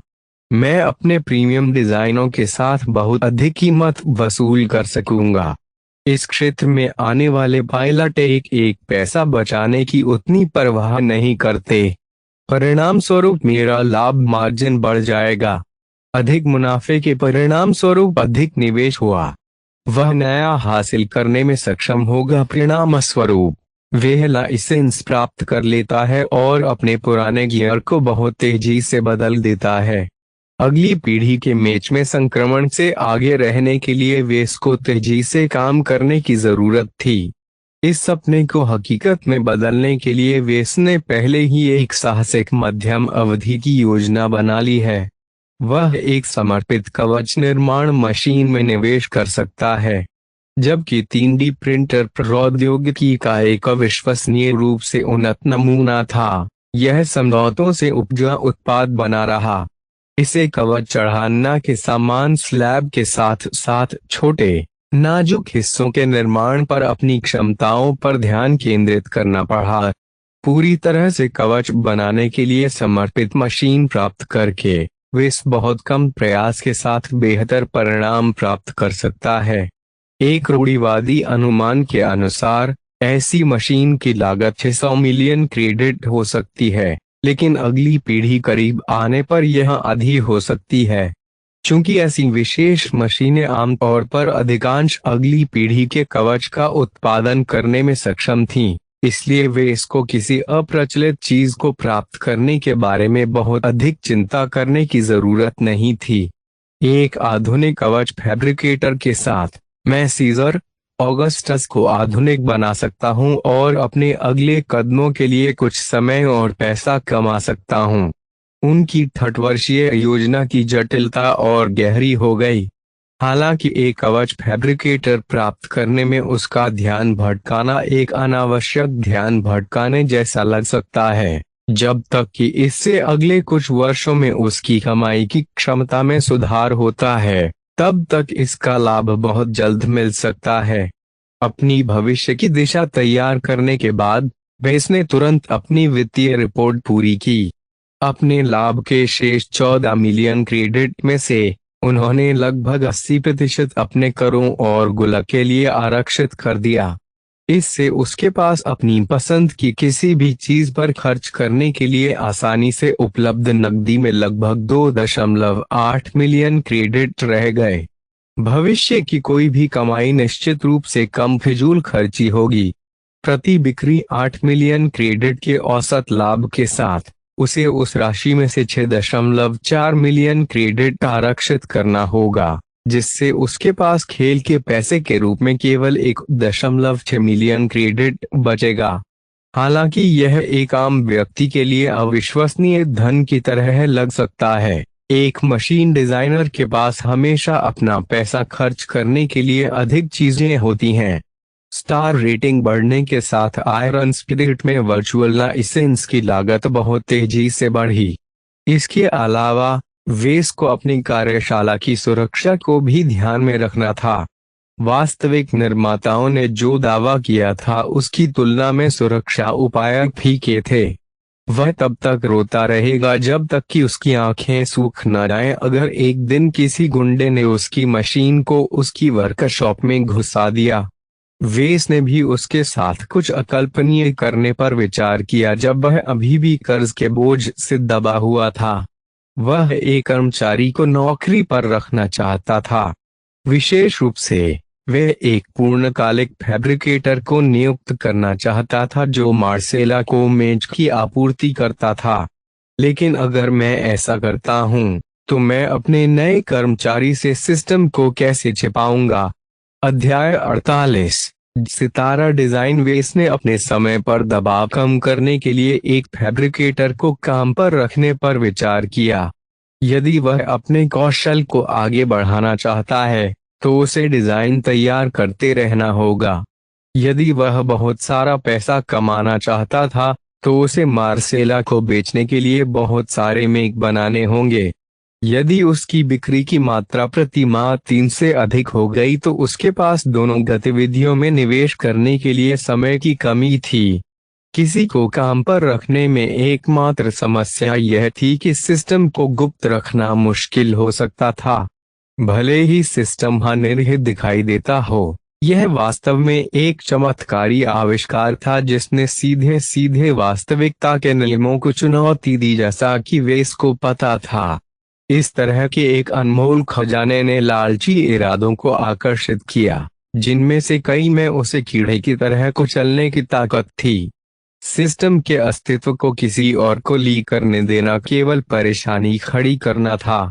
एक और समस्या जो वे इसको चिंतित करती थी वह यह थी कि अपने निर्माण के लिए किसी और को काम पर रखने से घटिया उत्पाद तैयार होंगे। जब 3D प्रिंटर और असेंबलर के साथ काम करने की बात आती है तो एक पूर्णकालिक फैब्रिकेटर एक जादूगर हो सकता है, लेकिन अगर वे एक स्पेक्टर से अनभिज्ञ है तो उसके द्वारा बनाए गए मेक जीवन से रहित होंगे। जब वह अपने ब्रांड का निर्माण करना चाहता था तब उसके नाम के तहत सस्ते उत्पाद बेचने से उसे नीचे खींच लिया गया। चूंकि वे इसको इस दुविधा का समाधान नहीं सूझा तो उन्होंने मार्सेला को फोन किया। हे वेस, मैं अभी काफी व्यस्त हूँ, इसलिए इसे संक्षिप्त रखें। मुझे यहाँ कुछ समस्या हो रही है। वेस ने कहा, फिर अपनी संभावित नियुक्ति के बारे में अपने विचार बताए। मार्सेला उसकी ओर ऐसे मुस्कुराई जैसे समस्या मामूली हो। खैर, किसी मेक तकनीशियन को नियुक्त करना अभी जल्दबाजी होगी, इसलिए आपके पास इस पर विचार करने के लिए काफी समय है। यदि आप मेरी राय चाहते हैं तो दोनों क्यों नहीं करते? आप अपने कर्मियों द्वारा उत्पादित मेक को मानक मूल्य पर बेच सकते हैं और यदि ग्राहक हस्तनिर्मित मेक चाहता है तो प्रीमियम चार्ज कर सकते हैं डिजाइनर द्वारा। बस मूल्य बिंदु पर्याप्त ऊंचा रखें ताकि आप पर अधिक बोझ न पड़े। वह वास्तव में एक महान विचार था। इसने वेस को व्यस्त रखा और फैब्रिकेटर के पास कोई काम नहीं बचा। वह अनिवार्य रूप से अपने कर्मचारी पर नाराजगी का काम छोड़ देता था और केवल तभी बाहर आता था और व्यक्तिगत रूप से निर्माण करता था यदि पैसा इसके लायक था। फिर भी यह इस पर निर्भर था कि ग्राहक अतिरिक्त नकदी खर्च करने को तैयार है या नहीं। अपने प्रीमियम संस्करण की बिक्री बढ़ाने के बारे में चिंता न करें। मैं आपको ऐसे अनुरोधों के साथ गति प्रदान करने का ध्यान रखूंगा ताकि आप इस पर बहुत अधिक समय बर्बाद न करें। हमेशा कम से कम कुछ ग्राहक ऐसे होते हैं जो डिजाइन को थोड़ा संशोधित करने के लिए कुछ अनुरोध करते हैं। कभी कभी वे चाहते हैं कि मेक अधिक आकर्षक हो, अन्य बार वे चाहते हैं कि मशीन अपने कवच पैटर्न में एक अनुकूलित प्रतीक धारण करे। मुझे लगता है कि ऐसे अनुकूलन के लिए चल रही दर 2 मिलियन क्रेडिट है। प्रति बिक्री अतिरिक्त 2 मिलियन क्रेडिट अर्जित करना एक उदार राशि थी। यदि ग्राहक अधिक कठोर परिवर्तनों का अनुरोध करता है तो स्वाभाविक रूप से वे अधिक शुल्क लेगा। मार्सेला ने अपने काम पर वापस जाने के लिए फोन रख दिया। जाने से पहले उसने उसे लगभग 4 सप्ताह में एक और संभावित बिक्री की उम्मीद करने की चेतावनी दी। यह उनके पहले ग्राहक के लिए क्षेत्र में फीनिक्स क्राई के प्रदर्शन पर प्रतिक्रिया देने के लिए पर्याप्त समय था। वेस ने एक फैब्रिकेटर को काम पर रखने के मुद्दे पर बाद में विचार किया जब उन्हें इस बात का अच्छा अंदाजा हो गया कि मार्सेला ने कितनी बिक्री हासिल की। इसके बजाय वह बहुत अधिक दिलचस्प गतिविधि की ओर मुड़ गया। वह वर्चुअल मशीन डिजाइन करने के लिए वापस जाने के लिए तैयार था। उन्होंने फैंटासिया और सीजर ऑगस्टस के विभिन्न वेरिएंट को डिजाइन करने के अनुभव को याद किया और अपने बढ़ते कौशल को लागू करने में उन्हें कितना अनुभव प्राप्त हुआ। यदि वे एक व्यवहार्य मूल मशीन को डिजाइन करने के बिंदु तक बढ़ना चाहता है तो उसे अपने बेल्ट के तहत कुछ सफल डिजाइन के साथ अनुभवी मशीन निर्माता के रूप में अच्छा बनना होगा। उसके व्यय खाते में 2.8 मिलियन क्रेडिट के साथ उसका दायरा बढ़ गया था। हालांकि वह आसानी से आयरन स्पिरिट के बाजार में प्रवेश कर सकता है और बड़ी मात्रा में स्टार डिजाइन खरीद सकता है, लेकिन इसका क्या मतलब होगा? वह प्रत्येक सफल डिजाइन और बिक्री के साथ डीपी के केवल स्क्रैप ही अर्जित करेगा। ये सिस्टम क्या मैं आपसे कुछ पूछ सकता हूँ? क्योंकि जब मैं स्टार मेक डिजाइन करता हूँ तो मैं 1 DP कमा सकता हूँ, और जब मैं न स्टार मेक डिजाइन करता हूँ तो 50 DP कमा सकता हूँ। 2, 3 और उन स्टार मेक डिजाइन करने पर क्या पुरस्कार हैं? स्टार मशीन को डिजाइन करने के लिए मूल पुरस्कार 5 डिजाइन पॉइंट हैं। 10 सितारा मशीनों के लिए पुरस्कार 10 डिजाइन पॉइंट तक जाते हैं। स्टार मशीनों के लिए इनाम 25 डिजाइन पॉइंट तक बढ़ जाता है। ध्यान दें कि आपके डिजाइन के आधार पर मेक बेचते समय ये पुरस्कार कम होते हैं। कृपया अपने डिजाइन को बेहतर बनाने में लगन से काम करें ताकि आप अधिक उन्नत मॉडलों के साथ कुशलता से काम कर सकें। दूसरे शब्दों में, सिस्टम ने उससे कहा कि वह अपने काम से बाहर निकल जाए और उच्च तारांकित मशीनों को डिजाइन करना शुरू कर दे। हालांकि उनके पास न सितारा वर्चुअल लाइसेंस की एक जोड़ी थी, लेकिन उनके कौशल बहुत अपर्याप्त थे। मार्क एंटनी ने केवल भारी मात्रा में बिक्री की, और वे इसको संदेह था कि यह कभी भी बदलेगा क्योंकि वे वास्तव में एक फैक्टर के अलावा डिजाइन में कुछ भी अनोखा नहीं लाया था। और यहाँ तक कि आखिरी सुविधा भी कम हो गई जब वेस ने अपने मेक की नई प्रतियां तैयार करने के लिए गेम सर्वर पर भरोसा किया। मुझे जितना मैं चबा सकता हूँ उससे अधिक नहीं काटना चाहिए। सीजर ऑगस्टस पर जुनून मुझे कोज़लोस्की के डिजाइन दर्शन में उलझा देगा। मुझे खुला दिमाग रखना चाहिए और अपने सिद्धांत विकसित करने चाहिए। अपने उदार बजट को ध्यान में रखते हुए उन्हें लगा कि स्टार डिजाइन में अपग्रेड करना शुरू करना एक अच्छा विचार है। ईमानदारी से कहें तो वे एक ग्रेड छोड़ सकता था और कुछ अतिरियायती बजट स्टार वर्चुअल लाइसेंस खरीद सकता था, लेकिन नकदी के उचित भंडार के साथ इस ग्रेड तक पहुंचने के लिए उसके पास अभी भी काफी समय था। अभी के लिए उन्होंने मैच की पीढ़ियों के माध्यम से क्रमिक प्रगति करना पसंद किया। प्रत्येक प्रमुख पीढ़ीगत समूह का अनुभव करके वे इस मैच के इतिहास और उनके प्रमुख विकास में अपनी अंतर्दृष्टि बढ़ा सकते हैं। जैसे ही उन्होंने अपना मन बनाया, वे ने हफ्तों में पहली बार उत्सुकता से गेम में प्रवेश किया। वह खुशी खुशी आभासी शहर के उस स्थान पर पहुंच गया जहां उन्होंने आभासी लाइसेंस बेचे थे। जैसे ही उन्होंने किसी भी प्रकार के अंतहीन सितारा लाइसेंस वाली दुकान के अंदर कदम रखा, वेस को ऐसा लगा जैसे उन्होंने किसी कैंडी स्टोर में कदम रखा हो। सितारा मेज उस युग का प्रतिनिधित्व करते थे जहां पिछली पीढ़ियों के सबसे व्यवहार्य विचारों को परिष्कृत किया गया था। हल्के, मध्यम और भारी उपकरणों का सरल विभाजन मजबूत हो गया और उस समय के डिजाइनरों ने उन घटकों को शामिल करना शुरू कर दिया जो केवल उनके भार वर्ग में काम करते थे। उदाहरण के लिए, एक भारी मेक द्वारा संचालित होने वाली लेजर राइफल एक हल्के मेक पर अत्यधिक बोझ डालेगी क्योंकि इसका वजन और पावर ड्रॉ दोनों ही संभालने के लिए बहुत अधिक थे। चूंकि अब से मैं केवल मध्यम उपकरणों पर काम करने जा रहा हूं, मैं सभी बाहरी बकवास को फिल्टर कर सकता हूं। बिक्री पर मशीनों और घटकों के प्रक्षेपण ने इसकी अधिकांश व्यवस्था खो दी। वह बेहतर है। जब उन्होंने वेरिएंट हटा दिए तो भीड़ भाड़ वाला दृश्य फिर से कम हो गया। वह किसी प्रकार का कोई संस्करण तैयार नहीं करने वाला था। यह बिल्कुल बेवकूफी थी। वेस ने सबसे पहले मेक डिजाइन ब्राउज करना शुरू किया। यदि वह कोई नया वेरिएंट डिजाइन करना चाहता था तो बेस मॉडल का चुनाव अत्यंत महत्वपूर्ण था। पिछली बार उन्हें सिस्टम से एक मॉडल सौंपा गया था। यह पहली बार था जब उनके पास वास्तव में अपनी भविष्य की दिशा निर्धारित करने का कोई विकल्प था। उसने एक जानवर के आकार की मशीन पर हाथ डालने के बारे में सोचा। पक्षी और स्तनपायी आकार के मेक जो सितारा पीढ़ियों में प्रदर्शित होने लगे, उनमें डिजाइन दर्शन शामिल थे जो बड़े पैमाने पर आज तक विस्तारित हैं। यदि वह अपनी मशीनी रेंज को द्विपाद मशीनी मशीन के अलावा किसी और चीज में विस्तारित करना चाहता था, तो अभी ऐसा करने का सही मौका था। हम पशु यंत्र अपने मानवीय समकक्षों की तुलना में बहुत कम लोकप्रिय हैं। हालांकि मुझे उतनी प्रतिस्पर्धा का सामना नहीं करना पड़ता, मेरे ग्राहक भी उतने विविध नहीं होंगे। संभावित बिक्री को देखते हुए वे इस पशु उपकरणों को डिजाइन करने में उत्कृष्टता को लेकर आशावादी नहीं थे।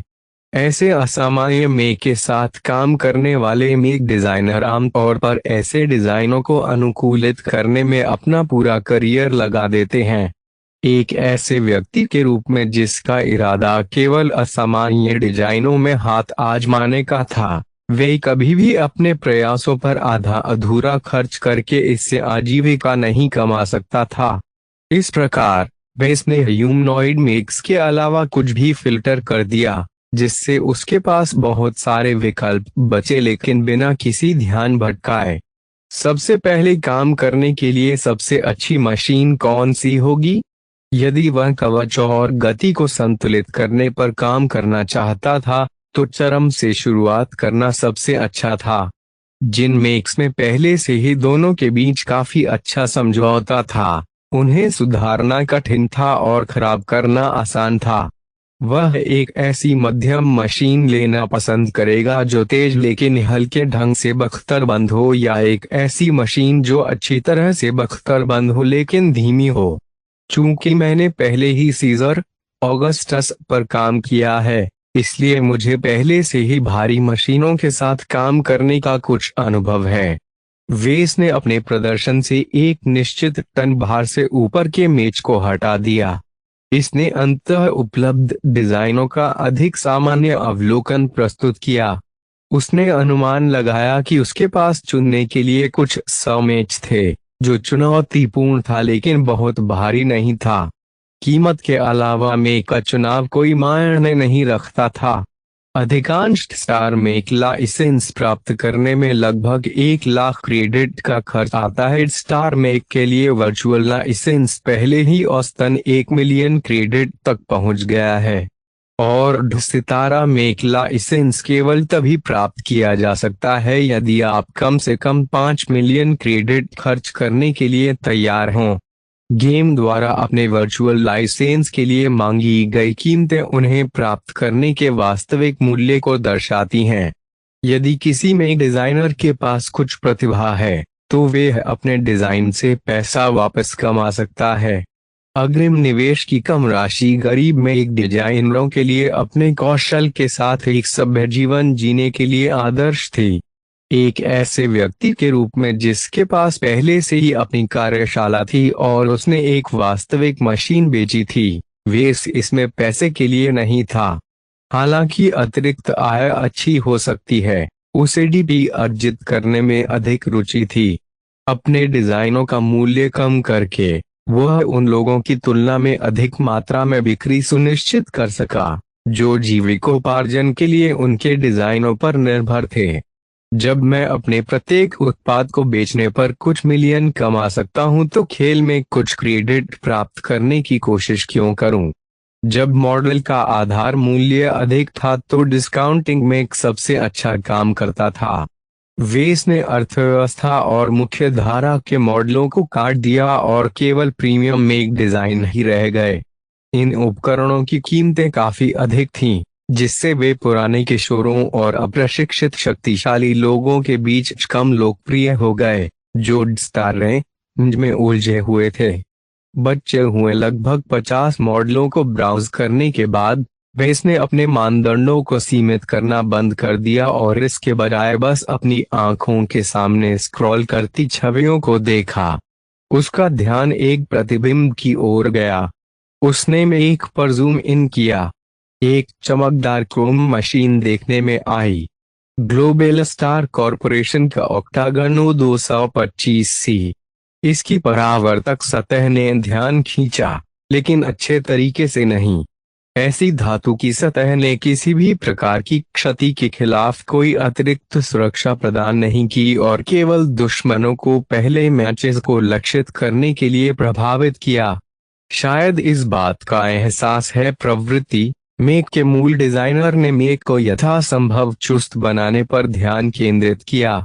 हालांकि उन्होंने जोड़ों और अन्य कमजोर बिंदुओं के पास बहुत सारे कवच में कटौती की। लेकिन इसने मेक को असाधारण रूप से लचीला बना दिया और यहाँ तक कि कुछ कलाबाज स्टंट भी कर सकते थे जो पायलट कभी भी नियमित मीडियम मेक पर करने की हिम्मत नहीं करते थे। दिलचस्प, इसकी गति की सीमा को नकारात्मक रूप से प्रभावित किए बिना इस मेक के कवच को अपग्रेड करना काफी कठिन होगा। इस बेस मॉडल के एक बेहतर संस्करण को डिजाइन करने की चुनौती ने वेस को आकर्षित किया, जबकि उन्होंने अपने अन्य मॉडलों में हमेशा गति पर थोड़ा ध्यान केंद्रित किया। उन्होंने इसे मुख्य रूप से गति पर लागू किया। कोई मशीन बिंदु ए से बिंदु बी तक कितनी तेजी से पहुंच सकती है, चपलता पूरी तरह से एक अलग अवधारणा थी। इसमें एक मेक को चकमा देने वाले चैंपियन में बदलने के लिए तेजी से चलने वाली प्रतिक्रियाओं के साथ गति की विस्तृत श्रृंखला का संयोजन शामिल था। पतले बख्तरबंद सिमियन मेक अक्सर इस प्रकार के डिजाइन में विशेषज्ञ होते हैं। झुकी हुई मुद्रा और उनकी मजबूत भुजाओं ने इन वानर भुजाओं को असाधारण स्थिरता प्रदान की, तब भी जब वे जंगलों और जटिल शहरी परिवेशों में कूदते और रेंगते थे। जहां तक चपलता केंद्रित ह्यूमनॉइड में की बात है, वे सीधे बने रहने के लिए यांत्रिक डिजाइन के बजाय परिष्कृत आंतरिक पर निर्भर थे। ऑक्टागन में बाएं और दाएं चकमा देने पर भी अपना संतुलन बनाए रखने के लिए अपनी पीढ़ी का सबसे उन्नत जायरोस्कोप था। यही मुख्य कारण था कि मेक को इतनी अधिक कीमत मिली। जहां तक इसके अन्य विशिष्टताओं का सवाल है, मेक ने काफी औसत प्रदर्शन किया। इसकी गति सम्मानजनक थी, लेकिन समर्पित धावकों जितनी अच्छी नहीं थी। कवच के लिए उत्साहित होने की कोई बात नहीं थी, लेकिन जोड़ों के मामले को छोड़कर इसने अपना काम किया। ऑक्टागन 2 गर्म चाकू और एक भाले के मानक लोडआउट के साथ आया था, जिसे आपातकालीन स्थिति में भी फेंका जा सकता था। इस मशीन को खरीदने वाले अधिकांश पायलटों ने मशीन को एक अच्छी करीबी दूरी की झड़प में बदलने के लिए इसमें एक पिस्तौल या एक सब मशीन गन भी शामिल की। कुल मिलाकर ऑक्टागन में भरपूर चरित्र था। वेस को वह पसंद आया जिसने भी इस मशीन को डिजाइन किया था, क्योंकि वह एक अद्वितीय परिणाम प्राप्त करने के लिए कुछ नियमों को तोड़ने से नहीं डरता था। उन्होंने इस मशीन का वर्चुअल लाइसेंस अपने शॉपिंग कार्ट में जोड़ा। यह बारिश से 6,50,000 क्रेडिट नीचे है।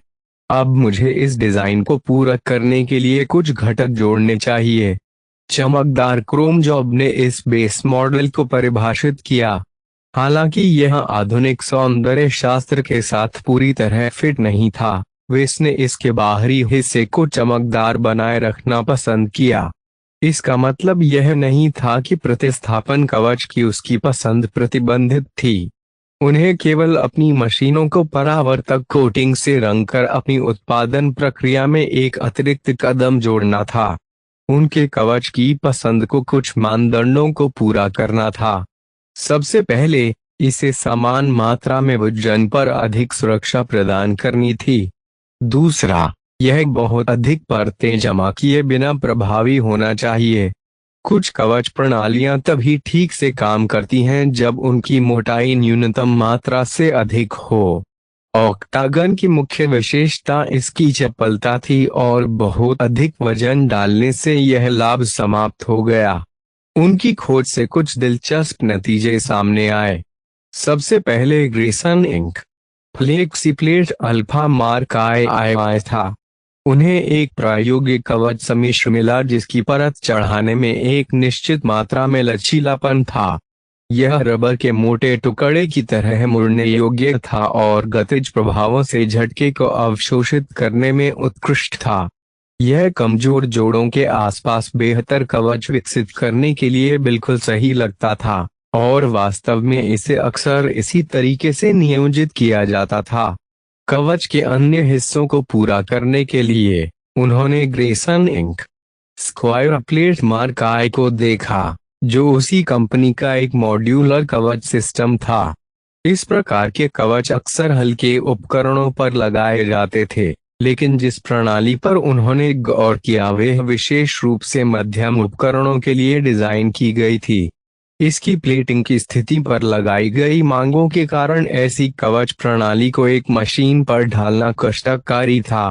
हालांकि यदि अच्छी तरह से डिजाइन किया गया हो तो इससे मशीन को महत्वपूर्ण लाभ मिलता है। पारंपरिक कवच चढ़ाना में के आंतरिक फ्रेम को ढकने के लिए फॉर्म फिटिंग प्लेटों का उपयोग किया जाता है। यदि अच्छी तरह से कार्यान्वित किया गया तो उन्होंने उस अनुभाग को उसके वजन और मोटाई के लिए अधिकतम सैद्धांतिक मात्रा में सुरक्षा प्रदान की। हालांकि यदि प्लेटिंग का एक टुकड़ा क्षतिग्रस्त हो जाता है तो यह कार्यात्मक रूप से बेकार हो जाने पर भी मशीन से चिपका रह सकता है। यदि किसी मेक को उसके पूरे फ्रेम में मध्यम क्षति हुई है तो इस तरह के डेड वेट ने मेक को धीमा कर दिया है, जबकि इसके अंदरूनी हिस्सों को कमजोर बना दिया है। मॉड्यूलर कवच प्रणालियों का उद्देश्य समान आकृतियों के चारों ओर अपनी प्लेटिंग डिजाइन करके स्थिति का प्रतिकार करना था, वर्गों या षट्भुजों का। इसने मेक को थोड़ा कोणीय या ऊबड़-खाबड़ बना दिया, लेकिन इसकी क्षतिग्रस्त परतों को हटाने में बड़ी मात्रा में स्वतंत्रता प्रदान की। एक मशीन को जितना अधिक नुकसान होता है उतनी ही अधिक प्लेटें गिरती हैं। इस प्रकार उसे हर जगह कम वजन उठाना पड़ता है। इसने युद्ध के बाद के चरणों में मॉड्यूलर कवच वाले मेच को एक विशिष्ट लाभ प्रदान किया। स्वाभाविक रूप से ऐसी प्रणाली अपने स्वयं के ट्रेड ऑफ के साथ आई थी, अन्यथा यह आज बहुत अधिक लोकप्रिय होती। इसकी प्लेटिंग की निश्चित आकृतियां आकार में केवल आंशिक रूप से परिवर्तनशील थीं। स्क्वायर प्लेट में केवल 3 अलग अलग आकार थे। छाती के कवच आदि के लिए एक बड़ी प्लेट, भुजाओं और अंगों के लिए एक मध्यम प्लेट, और पेचीदा कोणों और उंगलियों के लिए एक छोटी प्लेट। इन 3 आकृतियों के साथ काम करने से कोई भी यांत्रिक संस्करण अपनी सबसे इष्टतम कवच योजना खो देता है। वह और अन्य कारक मॉड्यूलर कवच प्रणालियों को उनके पारंपरिक समकक्ष की तुलना में कम क्षति को अवशोषित करने में सक्षम बनाते हैं। उस बिंदु के बावजूद भी इसका प्रदर्शन काफी अच्छा है। वेस ने निष्कर्ष निकाला। उन्होंने पहले मॉड्यूलर कवच के साथ काम नहीं किया था, लेकिन इसकी संभावनाओं से वे बेहद उत्सुक थे। मॉड्यूलर कवच आज के सबसे अच्छे समाधानों में से एक था जिसने गति के साथ कवच को मिलाने का प्रयास किया। यदि वे इस क्षेत्र में अपनी विशेषज्ञता विकसित करने के बारे में गंभीर थे तो वे इस उत्कृष्ट आविष्कार के साथ काम करने से बच नहीं सकते थे। फ्लेक्सी प्लेट और स्क्वायर प्लेट दोनों को अपनी खरीदारी सूची में जोड़ने से उनके बिल में 1,50,000 क्रेडिट की वृद्धि हुई। वेस के पास अब एक सत्र के लिए पर्याप्त था। वह तुरंत दिमाग का व्यायाम करना चाहता था और ऑक्टागन मशीन के बारे में अधिक जानने से पहले अन्य घटकों को बदलने पर विचार करने को तैयार नहीं था। जब वेस ने 3 वर्चुअल लाइसेंस हासिल किए तब तक उनके बैंक खाते से कुल 8 लाख क्रेडिट गायब हो गए। स्टार मेक की तुलना में लागत में अंतर किसी भी नौसिखिए मेक डिजाइनर को परेशान करता है। वह अब बिल्कुल दूसरे चरण में काम कर रहा था और गड़बड़ियों के परिणाम काफी हद तक बढ़ गए थे। सौभाग्य से उनके पास पहले से ही न सितारा मशीन के समकक्ष काम करने का वास्तविक अनुभव था, इसलिए वेस ने अपना आत्मविश्वास बनाए रखा। अध्याय 49। मॉड्यूलर कवच के साथ काम करने से मशीन डिजाइनर के सामने अनूठी चुनौतियां पैदा हुईं। डिजाइनर द्वारा सामना की गई समस्याओं की कल्पना करने के लिए कल्पना करें कि उसे कागज का एक वर्गाकार या आयताकार टुकड़ा सौंपा गया है। यदि आपको कागज से एक सिलेंडर बनाने के लिए कहा जाए तो आप इसे आसानी से इस तरह मोड़ सकते हैं कि कागज का एक छोर दूसरे छोर को छू सके। परिणाम स्वरूप एक सर्कल के समान कटआउट के साथ एक बहुत अच्छा सिलेंडर प्राप्त हुआ। क्या होगा अगर कागज के एक बड़े टुकड़े की जगह आपके हाथ में कोई कार्डबोर्ड थमा दिया जाए, और सिर्फ एक टुकड़ा नहीं बल्कि कई छोटे टुकड़े जिन्हें आपको मोड़ने की अनुमति नहीं थी। थोड़े से टेप के साथ आप कार्डबोर्ड के चौकोर टुकड़ों के साथ एक सिलेंडर के आकार तक पहुंच सकते हैं, लेकिन क्रॉस सेक्शन अब एक सर्कल जितना चिकना नहीं दिखेगा। यह एक बहुपक्षीय आकृति की तरह दिखाई देगी जो केवल एक वृत्त के समान होगी। पारंपरिक कवच के विपरीत मॉड्यूलर कवच के साथ काम करने पर भी यही अवधारणा लागू होती है। आधुनिक 3D प्रिंटर और कवच फैब्रिकेटर चमत्कारिक रूप से किसी भी जटिल आकार में कवच प्लेट का उत्पादन कर सकते हैं। यह पूरी चेस्ट प्लेट जितनी मोटी चीज को मेक की उंगलियों के चारों ओर कवच जितनी नाजुक चीज में ढाल सकता है। मॉड्यूलर कवच के साथ काम करते समय इस लचीलेपन का एक बड़ा हिस्सा खो गया था। यहाँ तक कि सबसे उत्कृष्ट डिजाइनों में भी हमेशा कमियां और अन्य अक्षमताएं छूट जाती हैं। फ्लेक्सी प्लेट और स्क्वेयर प्लेट के साथ ऑक्टागन मीडियम मेक खरीदने के बाद वेस ने गेम छोड़ दिया और डिजाइन को मेक डिजाइनर सिस्टम में लोड कर दिया। हालांकि आयरन स्पिरिट या उसके स्वयं के टर्मिनल के डिजाइन इंटरफेस में बहुत सारे उपकरण और सहायक उपकरण थे, सिस्टम ने अब तक की सबसे अच्छी सहायता प्रदान की। यदि वेस को अनुमान लगाना होता तो सिस्टम का डिजाइनर मॉड्यूल बाजार के सबसे उन्नत डिजाइन सॉफ्टवेयर से कम 200 साल आगे था। उसके पास अपने प्रतिस्पर्धियों के विरुद्ध विनाशकारी लाभ था और वह इसके कई उपकरणों की उपेक्षा करने वाला मूर्ख होगा। ओह रुको, डिजाइनिंग शुरू करने से पहले यह सबसे अच्छा होगा अगर मैं अपनी बची हुई सारी डीपी खर्च कर दूं। वेस ने खुद को याद दिलाते हुए कहा कि उसके पास अभी भी लगभग 900 डीपी हैं। उन्हें जो बात हैरान करने वाली लगी वह यह थी कि उन्होंने अपने वास्तविक मेक की तुलना में अपने वर्चुअल मेक को बेचकर अधिक डीपी अर्जित की। उनके मार्क एंटनी के आभासी संस्करण ने उन्हें 25 डीपी की एक निश्चित राशि से पुरस्कृत किया, जबकि वास्तविक संस्करण कुल बिक्री मात्रा पर निर्भर था, जिसका मतलब औसतन 28 डीपी था। हालांकि वास्तविक मेक की तुलना में वर्चुअल मेक को बेचना बहुत आसान था। यह अनुमान लगाया गया था कि वह बहुत अधिक वर्चुअल मेक बेचेगा जबकि उसकी वास्तविक मेक बिक्री की मात्रा दोहरे अंक में रहेगी। क्या सिस्टम ने उसके वर्चुअल मैच के लिए डीपी पुरस्कारों की गणना करते समय डकार ली? जो भी मामला था, वेस ने उत्सुकता से अपनी उदारता का उपयोग करने की योजना बनाई। उसने खुशी से स्किल ट्री को फिर से खोला। चूंकि वह बिक्री के लिए कुछ नए डिजाइन पेश करने के बाद डीपी में बढ़ोतरी की उम्मीद कर सकता था, इसलिए वह अपने मौजूदा रिजर्व को लेकर कंजूस नहीं था। उसने सूची पर नजर डाली और उसे एक उपकौशल मिला जिस पर वह कुछ समय से नजर रख रहा था। मीडियम वेट कवच अनुकूलन IHS ODP। जैसे ही उसने इसे खरीदा, उसे प्राप्त ज्ञान के प्रवाह ने उसे एक पल के लिए अंधकारमय कर दिया। इस बार ज्ञान अधिक विवरणों और बारीकियों से संबंधित था, जिसके कारण वे इसको नई तरकीबों का एक पूरा बैग जबरदस्ती याद करना पड़ा।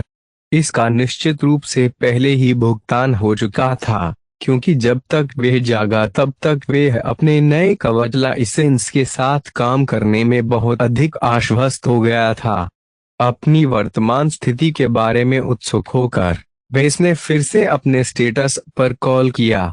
स्थिति नाम वेस लार्किंसन। पेशा नौसिखिया में एक डिजाइनर। विशेषज्ञता कोई नहीं डिजाइन। बिंदु 304 गुण। ताकत 0.7। निपुणता 0.7। धैर्य 0.7। बुद्धिमत्ता 1.2। रचनात्मकता 1। एकाग्रता 1.2। तंत्रिका योग्यता 1। कौशल विधानसभा अप्रेंटिस 3D प्रिंटर प्रवीणता II। असेंबलर प्रवीणता II। व्यापार शिक्षु कंप्यूटर विज्ञान। अक्षम विद्युत अभियंत्रण। नौसिखिए अंकशास्त्र। अक्षम यांत्रिकी। Apprentice jury rigging II। Speed tuning II। धातु कर्म शिक्षु तत्व मीमांसा। अक्षम भौतिक विज्ञान। नौसिखिया हल्के कवच अनुकूलन I। मध्यम वजन कवच अनुकूलन II। मूल्यांकन एक बदसूरत कार्ट मंदबुद्धि ड्रैगन गेट को छलांग लगाने वाला है। सिस्टम के कठोर मानकों के बावजूद वेस ने माना कि वह एक नौसिखिया में डिजाइनर की ऊपरी सीमा के करीब पहुंच रहा था। सिस्टम ने उन्हें पदोन्नति के मानदंड नहीं बताए थे, लेकिन मेक डिजाइनरों को कैसे रैंक किया गया था इसके बारे में उनके अपने ज्ञान से, अगर उन्होंने अप्रेंटिस से जर्नीमैन स्तर तक मुख्य कौशल बढ़ाया तो शायद वे सफल हो जाएंगे। मेरे लिए अपनी रैंक आगे बढ़ाना थोड़ा जल्दबाजी होगी, वेस ने टिप्पणी की, क्योंकि उन्होंने अभी भी अपने आगामी डीपी को अन्य कौशलों पर आवंटित करने की योजना बनाई है। 400 डीपी पर स्पीड ट्यूनिंग आई लेना सस्ता था। अप्रेंटिस स्तर का भौतिकी 1000 डीपी पर थोड़ा अधिक महंगा था, लेकिन इसने उसकी नींव को अच्छी तरह से मजबूत कर दिया और कवच योजनाओं को डिजाइन करते समय उसे बहुत मदद मिल सकती है। उसके बाद उसे 2000 डीपी बचाना होगा और अपग्रेड करने के लिए एक मुख्य कौशल चुनना होगा। वेस्लीन ने यांत्रिकी की ओर रुख किया क्योंकि यह उनकी मुख्य ताकत थी, लेकिन उनके फोकस में हाल के बदलाव को देखते हुए शायद भौतिकी या धातु कर्म एक बेहतर विकल्प हो सकता है। किसी भी स्थिति में वह इस बात में निर्णय पर दोबारा विचार कर सकता था जब उसके पास वास्तव में खर्च करने के लिए डीपी थी। वेस सिस्टम के डिजाइनर स्वीट से चूक गए। जब वेस ने यंग टाइगर्स प्रदर्शनी में मेज पर काम किया तो उन्हें क्वालिफायर में ड्रेक को डिजाइन करने के लिए नियमित सॉफ्टवेयर का उपयोग करने के लिए मजबूर होना पड़ा। वह तंग और विकलांग महसूस कर रहा था और उसे यकीन था कि उसने जितनी गलतियां करनी चाहिए थीं, उससे कहीं अधिक गलतियां की हैं। सिस्टम के इंटरफेस ने कई और लाभ प्रदान किए, शायद बहुत ज्यादा। मैं सिस्टम पर निर्भर होता जा रहा हूँ। वेस ने ऐसे लहजे में खुद को स्वीकार किया कि उसे कोई पछतावा नहीं है। मेरे पास समय की कमी है और पैसों की तो और भी अधिक कमी है। मैं खुद नरक से बाहर निकलने का रास्ता खोजने की कोशिश में कीचड़ में रेंगने के बजाय इस मोटी जांघ को गले लगाना पसंद करूंगा। जिस तरह से उन्होंने अपने कई कौशलों को उन्नत किया, उनके लिए यह भूलना आसान नहीं था कि सिस्टम ने उनके दिमाग में क्या थोपा था। यदि वे किसी तरह सिस्टम से अलग हो गया तो भी उसके पास भरोसा करने के लिए अपने उन्नत कौशल थे। उसे अतिरिक्त सहायता के बिना मशीन डिजाइन करने में महारत हासिल हो गई। किसी भी स्थिति में वेस ने सभी विकर्षणों को दूर कर दिया और अपने आगामी डिजाइन पर ध्यान केंद्रित किया। उन्होंने ग्लोबल स्टार कॉरपोरेशन द्वारा डिजाइन की गई विचित्र मशीन को लोड किया और कुछ भी करने से पहले इसके जटिल डिजाइन को देखने के लिए वापस बैठ गए। वह मूल डिजाइनर के दिमाग में जाना चाहता था और यह पता लगाना चाहता था कि उसने यह जोखिम भरा मॉडल क्यों डिजाइन किया। यह मशीन शहरी युद्ध में उत्कृष्ट है। सड़कें जितनी घनी होंगी, वह अपने प्रतिद्वंद्वी के चारों ओर चक्कर लगाने में उतना ही बेहतर सक्षम होगा। वेस ने ग्लोबल स्टार कॉरपोरेशन के इतिहास को देखा और सही अनुमान लगाया।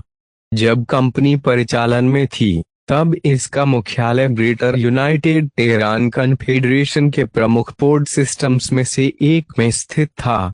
शहरी युद्ध के लिए उपयुक्त मशीन डिजाइन करना उस समय एक तीव्र प्राथमिकता थी। हालांकि ऐतिहासिक फाइलों में इसके डेवलपर्स के संबंध में विवरण कम थे। ऑक्टागन वेस ने फिर भी अनुमान लगाया कि मेक नए विशिष्ट मेक विकसित करने के लिए एक व्यापक प्रयास के हिस्से के रूप में टेरांस द्वारा सीधे कमीशन किया गया एक कार्य था। ऑक्टागन को सीमित सफलता मिली, लेकिन वे वास्तव में कभी सफल नहीं हो पाई। यह अवधारणा बहुत क्रांतिकारी थी और कुछ मेक पायलटों ने इस नवाचार को स्वीकार किया। चपलता केंद्रित मेक ने वास्तव में बाद की पीढ़ियों में अपनी प्रगति हासिल करना शुरू कर दिया, आंशिक रूप से क्योंकि ऑक्टागन और कुछ अन्य मॉडलों ने पहले ही मार्ग प्रशस्त कर दिया था। इसके बाद वेस ने खेल की ऐतिहासिक रिकॉर्डिंग और रिप्ले दोनों में मैक के युद्ध फुटेज को देखा। ऐतिहासिक रिकॉर्डिंग में पायलटों ने मेक को रूढ़िवादी तरीके से संचालित किया, सावधानी पूर्वक खुद को तैनात करने के बाद ही जोखिम की गणना की। जहां तक उन खिलाड़ियों की बात है जिन्होंने मैदान में प्रवेश करने के लिए इस विशेष सितारा मशीन को चुना, उन्होंने अधिक आक्रामक व्यवहार किया। जब तक मानचित्र में जटिल पर्यावरणीय बाधाएं दिखाई गईं, तब तक शिकार करने के लिए दुश्मनों को सक्रिय रूप से ढूंढने के लिए अपनी बेहतर गतिशीलता का लाभ उठाया। ऑक्टागन एक शिकारी है। कई घंटों के निरीक्षण के बाद उन्होंने निष्कर्ष निकाला। जब इस पर छलांग लगाई गई तो मेक ने दूसरों की तुलना में बेहतर प्रदर्शन किया, लेकिन जब इसने पहल की तो इसने उत्कृष्ट प्रदर्शन किया। जिन पायलटों ने अपनी जान की परवाह की, उन्होंने घात लगाकर हमला करने वाले शिकारियों की तरह व्यवहार किया, जबकि जिन पायलटों के पास खोने के लिए कुछ नहीं था, उन्होंने पीछा करने वाले शिकारियों की तरह व्यवहार किया।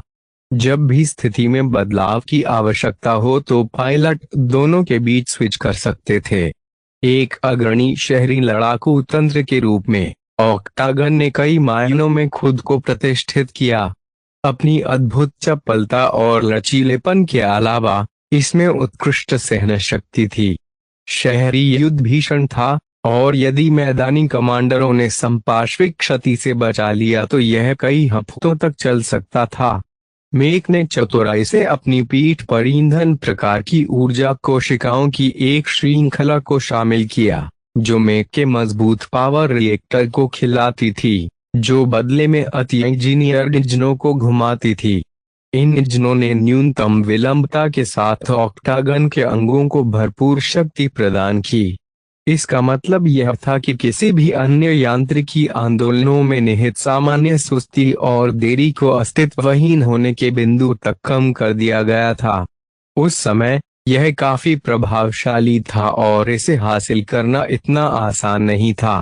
हालांकि प्रायोगिक इंजन झटके से होने वाली क्षति के प्रति भी संवेदनशील था, जिससे कम क्षेत्र में अत्यधिक बल सहने पर मशीन को निष्क्रिय करना आसान हो जाता था। यही मुख्य कारण होना चाहिए कि यह मशीन पकड़ में क्यों नहीं आई। यदि यह पूरे अभियान को जारी नहीं रख सकता है तो यह शहरी युद्ध के लिए एक तंत्र बनाने की बात को नकारता है। ऑक्टागन का दूसरा बड़ा नुकसान यह था कि इसकी वहन क्षमता हल्की और सीमित थी। संतुलन और वजन के मुद्दों ने मशीन को अधिकांश दो हाथ वाले हथियार चलाने से सीमित कर दिया। यहाँ तक कि एक ढाल ने भी नाटकीय ढंग से मशीन को प्रभावित किया। इसने मेक को चाकू, पिस्तौल और सब मशीन बंदूकें जैसे एक हाथ वाले हथियारों में से चुनने के लिए मजबूर किया। यदि यह एक चीज के लिए ना होती तो लेजर राइफलें एक व्यवहार्य विकल्प प्रदान कर सकती थीं। हालांकि कुछ लेजर राइफल मॉडलों ने अपना वजन कम रखा, लेकिन इन राइफलों ने थोड़े समय में जो ऊर्जा खर्च की, वे ऑक्टागन के पावर रिएक्टर के आउटपुट से अधिक थी। इसने ईंधन इंजेक्टेड पावर रिएक्टरों को शामिल करने के नुकसान पर प्रकाश डाला। उन्होंने लंबी अवधि में बहुत अधिक ऊर्जा प्रदान की, लेकिन एक स्नैपशॉट में उच्च मात्रा में बिजली पैदा करने में असमर्थ थे। ऑक्टागन का हथियार लोड आउट पहले से ही काफी कम है। मुझे सावधान रहना होगा कि बहुत अधिक वजन न बढ़ जाए। उपलब्ध जानकारी के साथ वेस ने ऑक्टागन की एक बहुत अच्छी तस्वीर विकसित की। अब यह बिंदु था जहां वे मेक के बारे में अपनी दृष्टि लेकर आए। वेस ने एक बर्बाद शहर का चित्रण किया। सबसे ऊंचे मलबे से धुआं उठ रहा था, जबकि गिरे हुए मलबे से आग जल रही थी। सड़कों पर वाहनों और आसपास की इमारतों के मलबे से ठसाठस भरी होने के कारण ऑक्टागन की काली आकृति स्लैग के दो पिघले हुए ढेरों के बीच फंसी हुई थी, जो मेज की एक जोड़ी हुआ करती थी। वह कूड़े के ढेर के पीछे छिप गया और अपने पीछा करने वालों के आने का इंतजार करने लगा। एक हल्की सी झड़प करने वाला व्यक्ति अपनी जल्दबाजी में आसपास के खतरों से बेखबर होकर ऑक्टागन के छिपने के स्थान से गुजर गया। ऑक्टागन ने आगे छलांग लगाई और अपना भाला भिड़ने वाले की असुरक्षित पीठ पर मारा।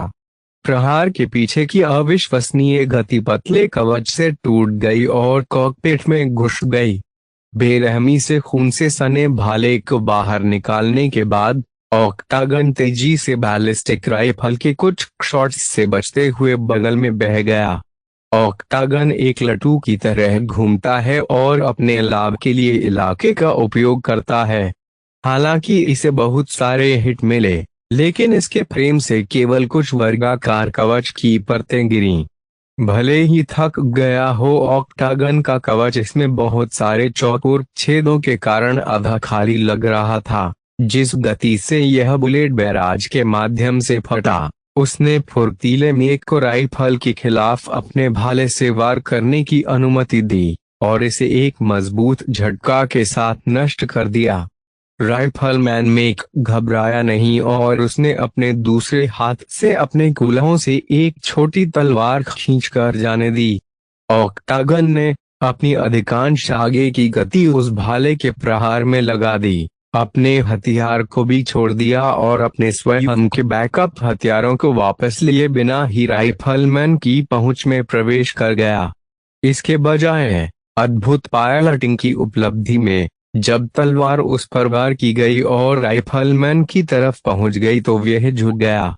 फ्लैंक चौड़ा खुला होने के कारण राइफलमैन केवल ऑक्टागन को किनारे की ओर किक करने की अनुमति दे सका, जिससे उसके घुटने के जोड़ को गंभीर क्षति हुई। प्रहार के कारण संतुलन बिगड़ने के कारण वह अपनी तलवार उठाने में असमर्थ हो गया। इससे ऑक्टागन को उस गर्म चाकू को निकालने के लिए पर्याप्त समय मिल गया जिसने उसकी पीठ में वार किया था। 2 मिनट गिर गए। दोनों पायलट 1 मिनट के भीतर नीचे गिर गए। ऑक्टागन ने बिना कुछ कहे युद्ध के मैदान को छोड़ दिया और गिरे हुए शहर में गहराई तक गोता लगाया, शिकार किया और खाने के लिए और अधिक शिकार की तलाश की। वेस अपनी आंखों में तेज रोशनी के साथ दृष्टि से उभरा। अब तक एकत्र की गई जानकारी के साथ उन्होंने एक विचार की कल्पना की कि कैसे अपने स्वयं के संस्करण को आकार दिया जाए। ऑक्टागन पर उनकी पहली स्पिन बेस मॉडल की समग्र वृद्धि होगी। वह ऑक्टागन की जंगली प्रकृति को बरकरार रखना चाहता था और उसकी शिकार प्रवृत्ति को संरक्षित करना चाहता था।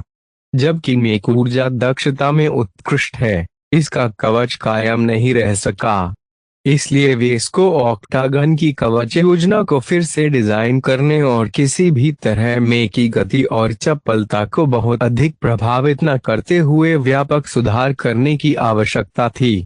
वेस ने ऑक्टागन के मानक कवच को हटा दिया और शून्य से शुरुआत की। मेक के अंदरूनी हिस्से सामान्य मीडियम मेक की तुलना में पतले और हल्के दिखते थे। यह एक हल्के मेक के भार वर्ग की सीमा पर था। अपने उन्नत मीडियम आर्मर ऑप्टिमाइजेशन आई के साथ वेस ने कई संभावित कवच योजनाएं विकसित की, जिसमें नग्न अष्टकोण फ्रेम को पहना जा सके। यदि उसने बड़ी प्लेटों की संख्या अधिकतम कर दी तो वेस बड़ी मात्रा में सुरक्षा प्रदान करने में सक्षम था।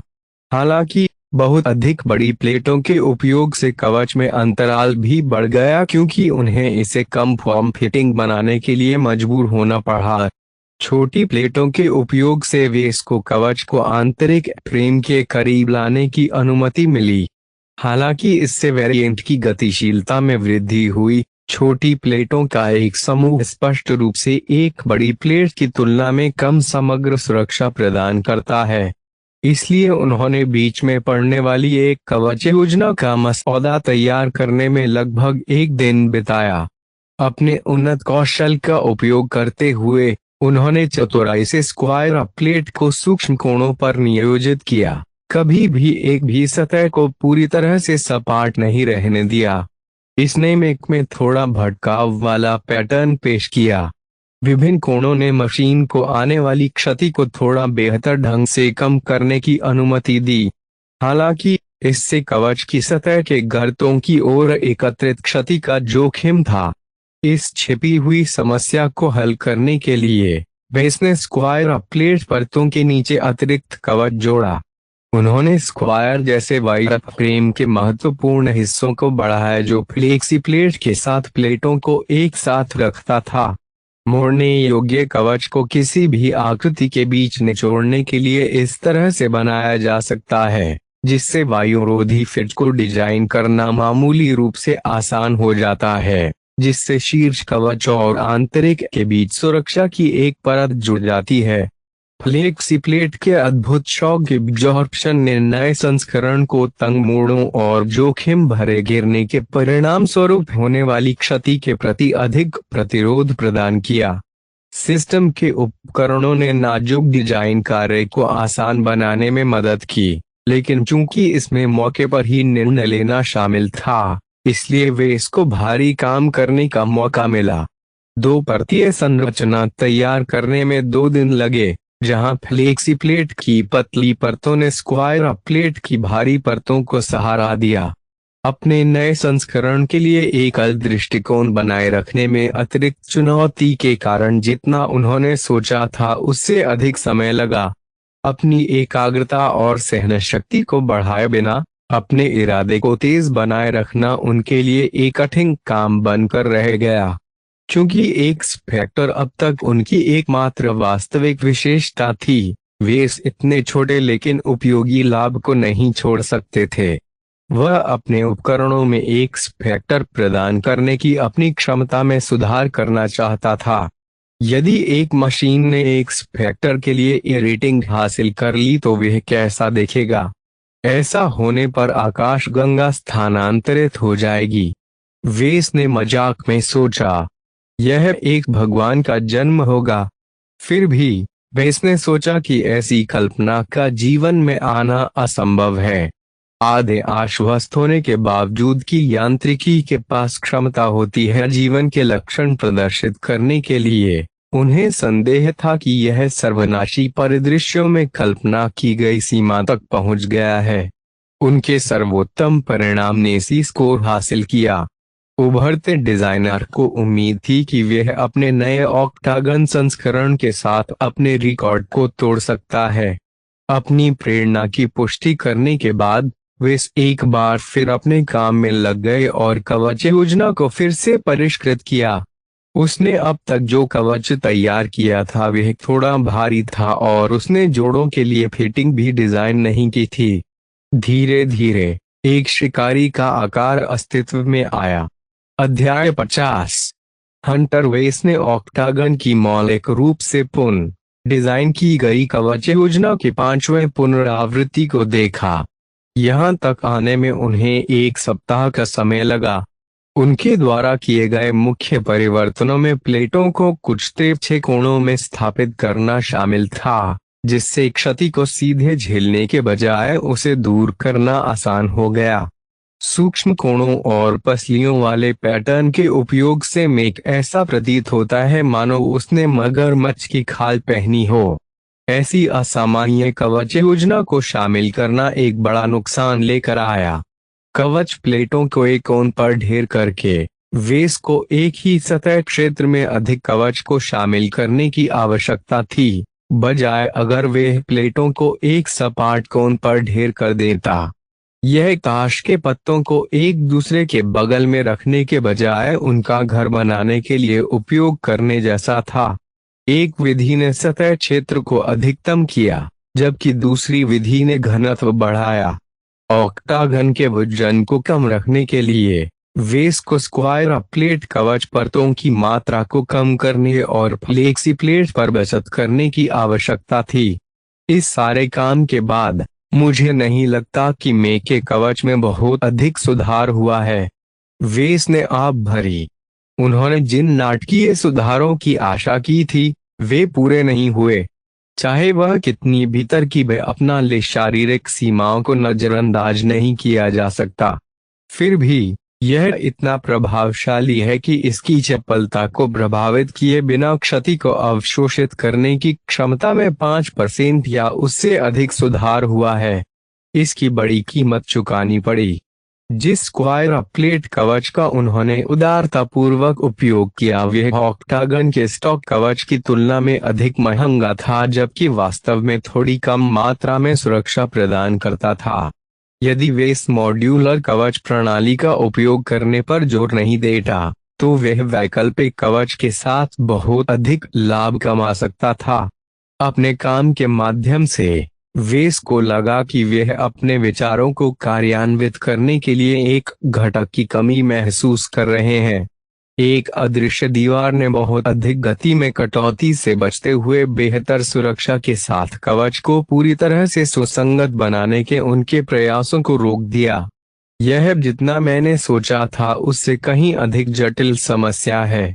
उन्होंने निष्कर्ष निकाला और स्वीकार किया कि उन्होंने एक जादुई समाधान निकालने में आने वाली कठिनाइयों को कम करके आंका, जिसके बारे में किसी ने कभी नहीं सोचा था। मैं इस डिजाइन पर आगे काम करने के लिए बहुत थक गया हूँ। जब उन्होंने ऑक्टागन पर काम किया तो उन्हें एक अंतर नजर आया। जब उन्होंने अपने 2 सर्वश्रेष्ठ उत्पादों फैंटासिया 2 आर्ट सेराफिम और CAC1 मार्क एंथोनी पर काम किया तो उन्होंने उनके डिजाइन में मुश्किल से हल होने वाली खामियों को नजरअंदाज करने की हद तक उन पर बहुत जुनून के साथ काम किया। यह विशेष रूप से सेराफिम से संबंधित मामला था, जिसे उन्होंने अपने करियर के बहुत पहले ही रिकॉर्ड समय में तैयार कर लिया था। यदि वेस ने सेराफिम को दोबारा देखा तो वह डिजाइन में छोड़ी गई सभी खामियों के कारण शर्मिंदगी से मर सकता था। फिर भी वेस को डिजाइन के प्रति अपने गौरव में कोई कमी महसूस नहीं हुई। सेराफिम एक सफल उत्पाद था और मुट्ठी भर युवा कांस्य लीग खिलाड़ियों ने इसके साथ अपने समय का आनंद लिया। डिजाइन में जीवन की चिंगारी थी। क्या वह अपने नवीनतम प्रोजेक्ट के लिए भी यही कह सकता है? वेस ने अनुमान लगाया कि यदि वह ऑक्टागन से जबरदस्ती एक नया संस्करण निकालेगा तो वे कबाड़ के ढेर के साथ समाप्त हो जाएगा। आज उसने कुछ नया सीखा। इससे कोई फर्क नहीं पड़ता कि आप अपने दिमाग को एक ही इरादे पर कितना केंद्रित करते हैं, यह वास्तविक क्षमता को प्रतिस्थापित नहीं करता है। उनके कौशल को उनके दिमाग में छवि को बनाए रखने की आवश्यकता थी। उसने अपने मन में रखी छवि को फिर से देखा। वह एक ऐसे शिकारी को डिजाइन करना चाहता था जो सड़कों का शिकारी हो, जो इंसान की तरह लड़ने में सक्षम होने के साथ साथ वानरों की गति की सीमा से मेल खा सके।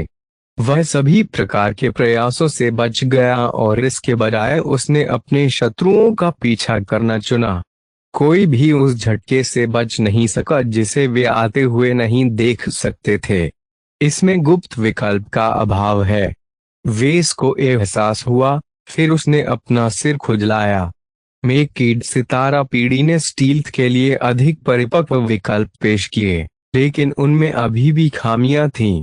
एक ऐसे लाइसेंस को खरीदने में बहुत अधिक क्रेडिट खर्च करना पड़ा जो केवल बहुत कम दायरे में ही प्रभावी था।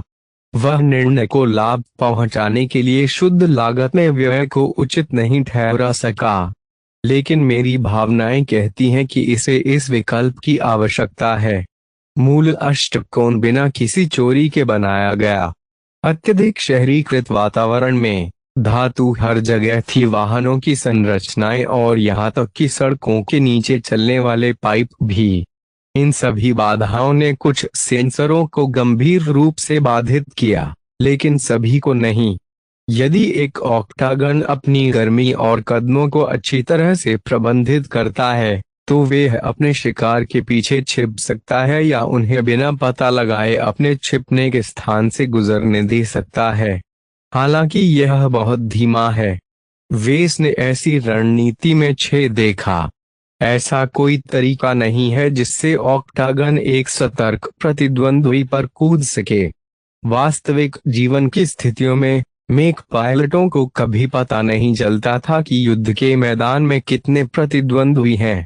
अखाड़ा शैली के मैचों के मामले में ऐसा नहीं था, क्योंकि खेल में हमेशा एक टीम को बराबर प्रतिद्वंद्वी मिलते थे। ऐसी जानकारी हाथ में होने पर यदि पायलटों ने अपेक्षित संख्या में विरोधियों को नहीं मारा है, तो वे अपनी सुरक्षा में कभी कमी नहीं आने देंगे। स्टील्थ मॉड्यूल खरीदे बिना इससे बाहर निकलने का कोई रास्ता नहीं है। वेस ने एक गहरी आह भरी और अपने मन की बात सुनी। इस छेद को बंद करने के लिए वह बार बार उसे परेशान करता रहा। वह डिजाइनर से बाहर निकला और अपने डेस्क टर्मिनल की ओर मुड़ गया। उन्होंने आयरन स्पिरिट को बूट किया और बाजार के सितारा खंड का दौरा किया। उसने अपनी दृष्टि में अन्य सभी अच्छाइयों को छोड़ दिया और केवल गुप्त घटकों पर ध्यान केंद्रित किया। जब दूसरों की इंद्रियों से मैं को छिपाने की बात आई, तो बाजार ने कई विकल्प पेश किए।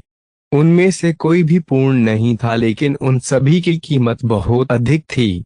पार्टिकल इजेक्टर सबसे सस्ता विकल्प था। इसने हवा में विशेष कणों का एक समूह फेंक कर काम किया और अपने विरोधियों को झूठी रीडिंग से अभिभूत करने के लिए इसे दूसरों में व्यापक रूप से फैलने दिया। सूक्ष्म कणों में शामिल विशिष्ट एंकरिंग ने उन्हें लंबे समय तक हवा में मंडराने की अनुमति दी। इस दृष्टिकोण के साथ समस्या यह थी कि यह मित्र या शत्रु के बीच अंतर नहीं करता था। यदि आप हवा में बहुत अधिक मात्रा में कूड़ा कचरा फैलाते हैं, तो संभावना है कि आप स्वयं और अपने सहयोगियों को अंधा कर देंगे। इससे दुश्मन को यह भी पता चल गया कि आप पास ही छुपे हुए हैं और आपके करीब आकर उन पर कूदना चाहते हैं। इसके अलावा कण हवा का अनुसरण करते थे और कुछ स्थितियों में उनके स्थिर होने के बावजूद आसानी से उड़ सकते थे। एक अन्य विकल्प में ईसीएम जैसे सक्रिय सेंसर काउंटरमेजर्स को नियोजित करना शामिल है। वे कई स्वादों में आते थे और कभी कभी एक साथ कई काम कर सकते थे। वे ऐसे शोर को पंप कर सकते थे जो कुछ लंबी दूरी के सेंसरों को अक्षम कर देता था।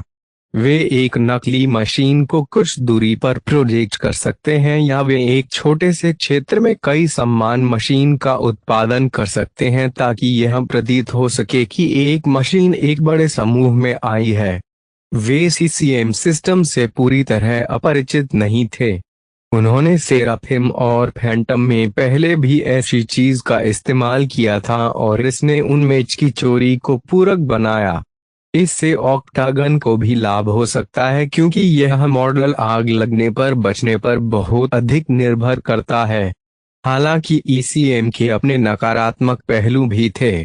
अधिक शक्तिशाली मॉड्यूल बहुत अधिक ऊर्जा खर्च करते हैं, सभी प्रकार के सेंसरों को धोखा नहीं दे सकते हैं और इसे पूर्ण विस्फोट पर चालू करने से पहले से ही सिग्नल उत्सर्जित होते हैं जो एक अप्रत्याशित प्रतिद्वंद्वी को सचेत कर सकते हैं। यह जमीन के कंपन को मापने वाले विदेशी सेंसरों को भी मूर्ख नहीं बना सका। अंत में दुश्मन पायलट आसानी से अपनी मशीन पर भरोसा करना बंद कर सकता है और युद्ध के मैदान का निरीक्षण करने के लिए अपनी मानवीय इंद्रियों का उपयोग कर सकता है। अंतिम प्रकार का गुप्त उपाय विशेष कोटिंग या कवच का उपयोग था। मेघ को एक बाहरी परत से ढककर, जो प्रतिद्वंद्वी के सेंसरों तक वापस आने वाले संकेतों को दबा देता है, यह दुश्मन द्वारा पता लगाए बिना चुपचाप इधर उधर छिप सकता है। हालांकि अन्य विकल्पों की तरह ऐसी चाल ध्वनि और कंपन जैसे अन्य संकेतों को दबाने में असमर्थ थी। स्टील्थ कोटिंग या कवच का चयन करने का मतलब अधिक क्षति प्रतिरोधी विकल्पों को खोना भी है। उदाहरण के लिए, एक लोकप्रिय एड ऑन मेज पायलट एक विशेष परावर्तक कोटिंग खरीदना पसंद करते थे जो लेजरों से आने वाली क्षति को थोड़ा कम कर देती थी। भूसे, ईसीएम और स्टील्थ कोटिंग के तीन विकल्प उस समय स्टील्थ तकनीक की सीमित प्रगति का प्रतिनिधित्व करते थे। अगले दशकों में और अधिक परिष्कृत समाधान सामने आने लगे, लेकिन उच्च स्टार रेटिंग के कारण वे इसकी उन तक पहुंच नहीं थी। ऑक्टागन एक तोड़फोड़ करने वाला नहीं है, भले ही यह एक के रूप में काम कर सकता है। भूमिका में एक महत्वपूर्ण अंतर था। तोड़फोड़ करने वाले आम तौर पर संघर्ष की तलाश करने से बचते थे और महत्वपूर्ण बुनियादी ढांचे पर हमला करने के लिए मुख्य रूप से दुश्मन की रेखाओं के पीछे काम करते थे। दूसरी ओर ऑक्टागन घने जटिल वातावरण में शुद्ध युद्ध में माहिर था। उसे अपने दुश्मनों को बेहतर तरीके से मारने में मदद करने के लिए एक सहायता की आवश्यकता थी, न कि पूरी तरह से पता लगाने से बचने का एक तरीका। कण जैसा लगता है इजेक्टर समूह में से सबसे उपयुक्त है। पार्टिकल इजेक्टर में एक मशीन द्वारा ले जाने वाले कणों की मात्रा सीमित हो सकती है, लेकिन इजेक्टर अपेक्षाकृत कम तकनीक वाला था और इसे कहीं भी लगाया जा सकता था। पेलोड कन्नस्तरों के अलावा इसका वजन बहुत कम था और इसने बहुत कम ऊर्जा भी खींची, जिससे मशीन के प्रदर्शन में न्यूनतम व्यवधान हुआ। मिसाइल लॉन्चरों की तरह वास्तविक तकनीक इसके पेलोड में थी, न कि इसकी लॉन्चिंग विधि में। जिन कणों को प्रक्षेपित किया जा सकता है वे अपने घनत्व, दीर्घायु, हवा की संवेदनशीलता और बहुत कुछ में भिन्न होते हैं। वेस के पास उपलब्ध सभी विकल्पों में से उन्होंने एक ऐसा मॉड्यूल चुना जो बहुत लंबे समय तक नहीं चला लेकिन बड़े क्षेत्र में अत्यधिक प्रभावी था। एक बार जब उन्होंने प्रसिद्ध हेलिक्स सिस्टम्स वाला पार्टिकल इजेक्शन मॉड्यूल प्रथम संस्करण प्राप्त कर लिया, तो उनके खर्च खाते में 3 लाख क्रेडिट की कमी हो गई। कई अन्य वर्चुअल मेक जिन्होंने युद्ध क्षेत्र में व्यवधान के तरीकों की तलाश की, उन्होंने समान कण इजेक्टर को चुना। इसकी विशेषताएं कम अवधि के लेकिन उच्च तीव्रता वाले अखाड़ा मैचों के लिए तैयार की गई थीं। हाथ में एक नई चीज लेकर वेस ने मैनुअल पढ़ा और नई तकनीक से यथासंभव खुद को परिचित किया। उनके सामने मुख्य समस्या यह तय करना था कि इसे कहां लगाया जाए और उन्होंने मशीन में कितने कनस्तर जोड़े। कनस्तरों के बारे में कम से कम अच्छी बात यह है कि मॉड्यूलर कवच की तरह उन्हें उपयोग के बाद बाहर निकाला जा सकता है। वेस ने उदार होने का फैसला किया और इजेक्टर के कक्षों में कनस्तर के साथ 4 रिफिल जोड़े। जबकि ऐसी राशि 1v1s के लिए अत्यधिक थी, पायलट हमेशा लॉबी में पहले से ही अपना लोडआउट बदल सकता था या मैच की शुरुआत में कनस्तरों को त्याग सकता था।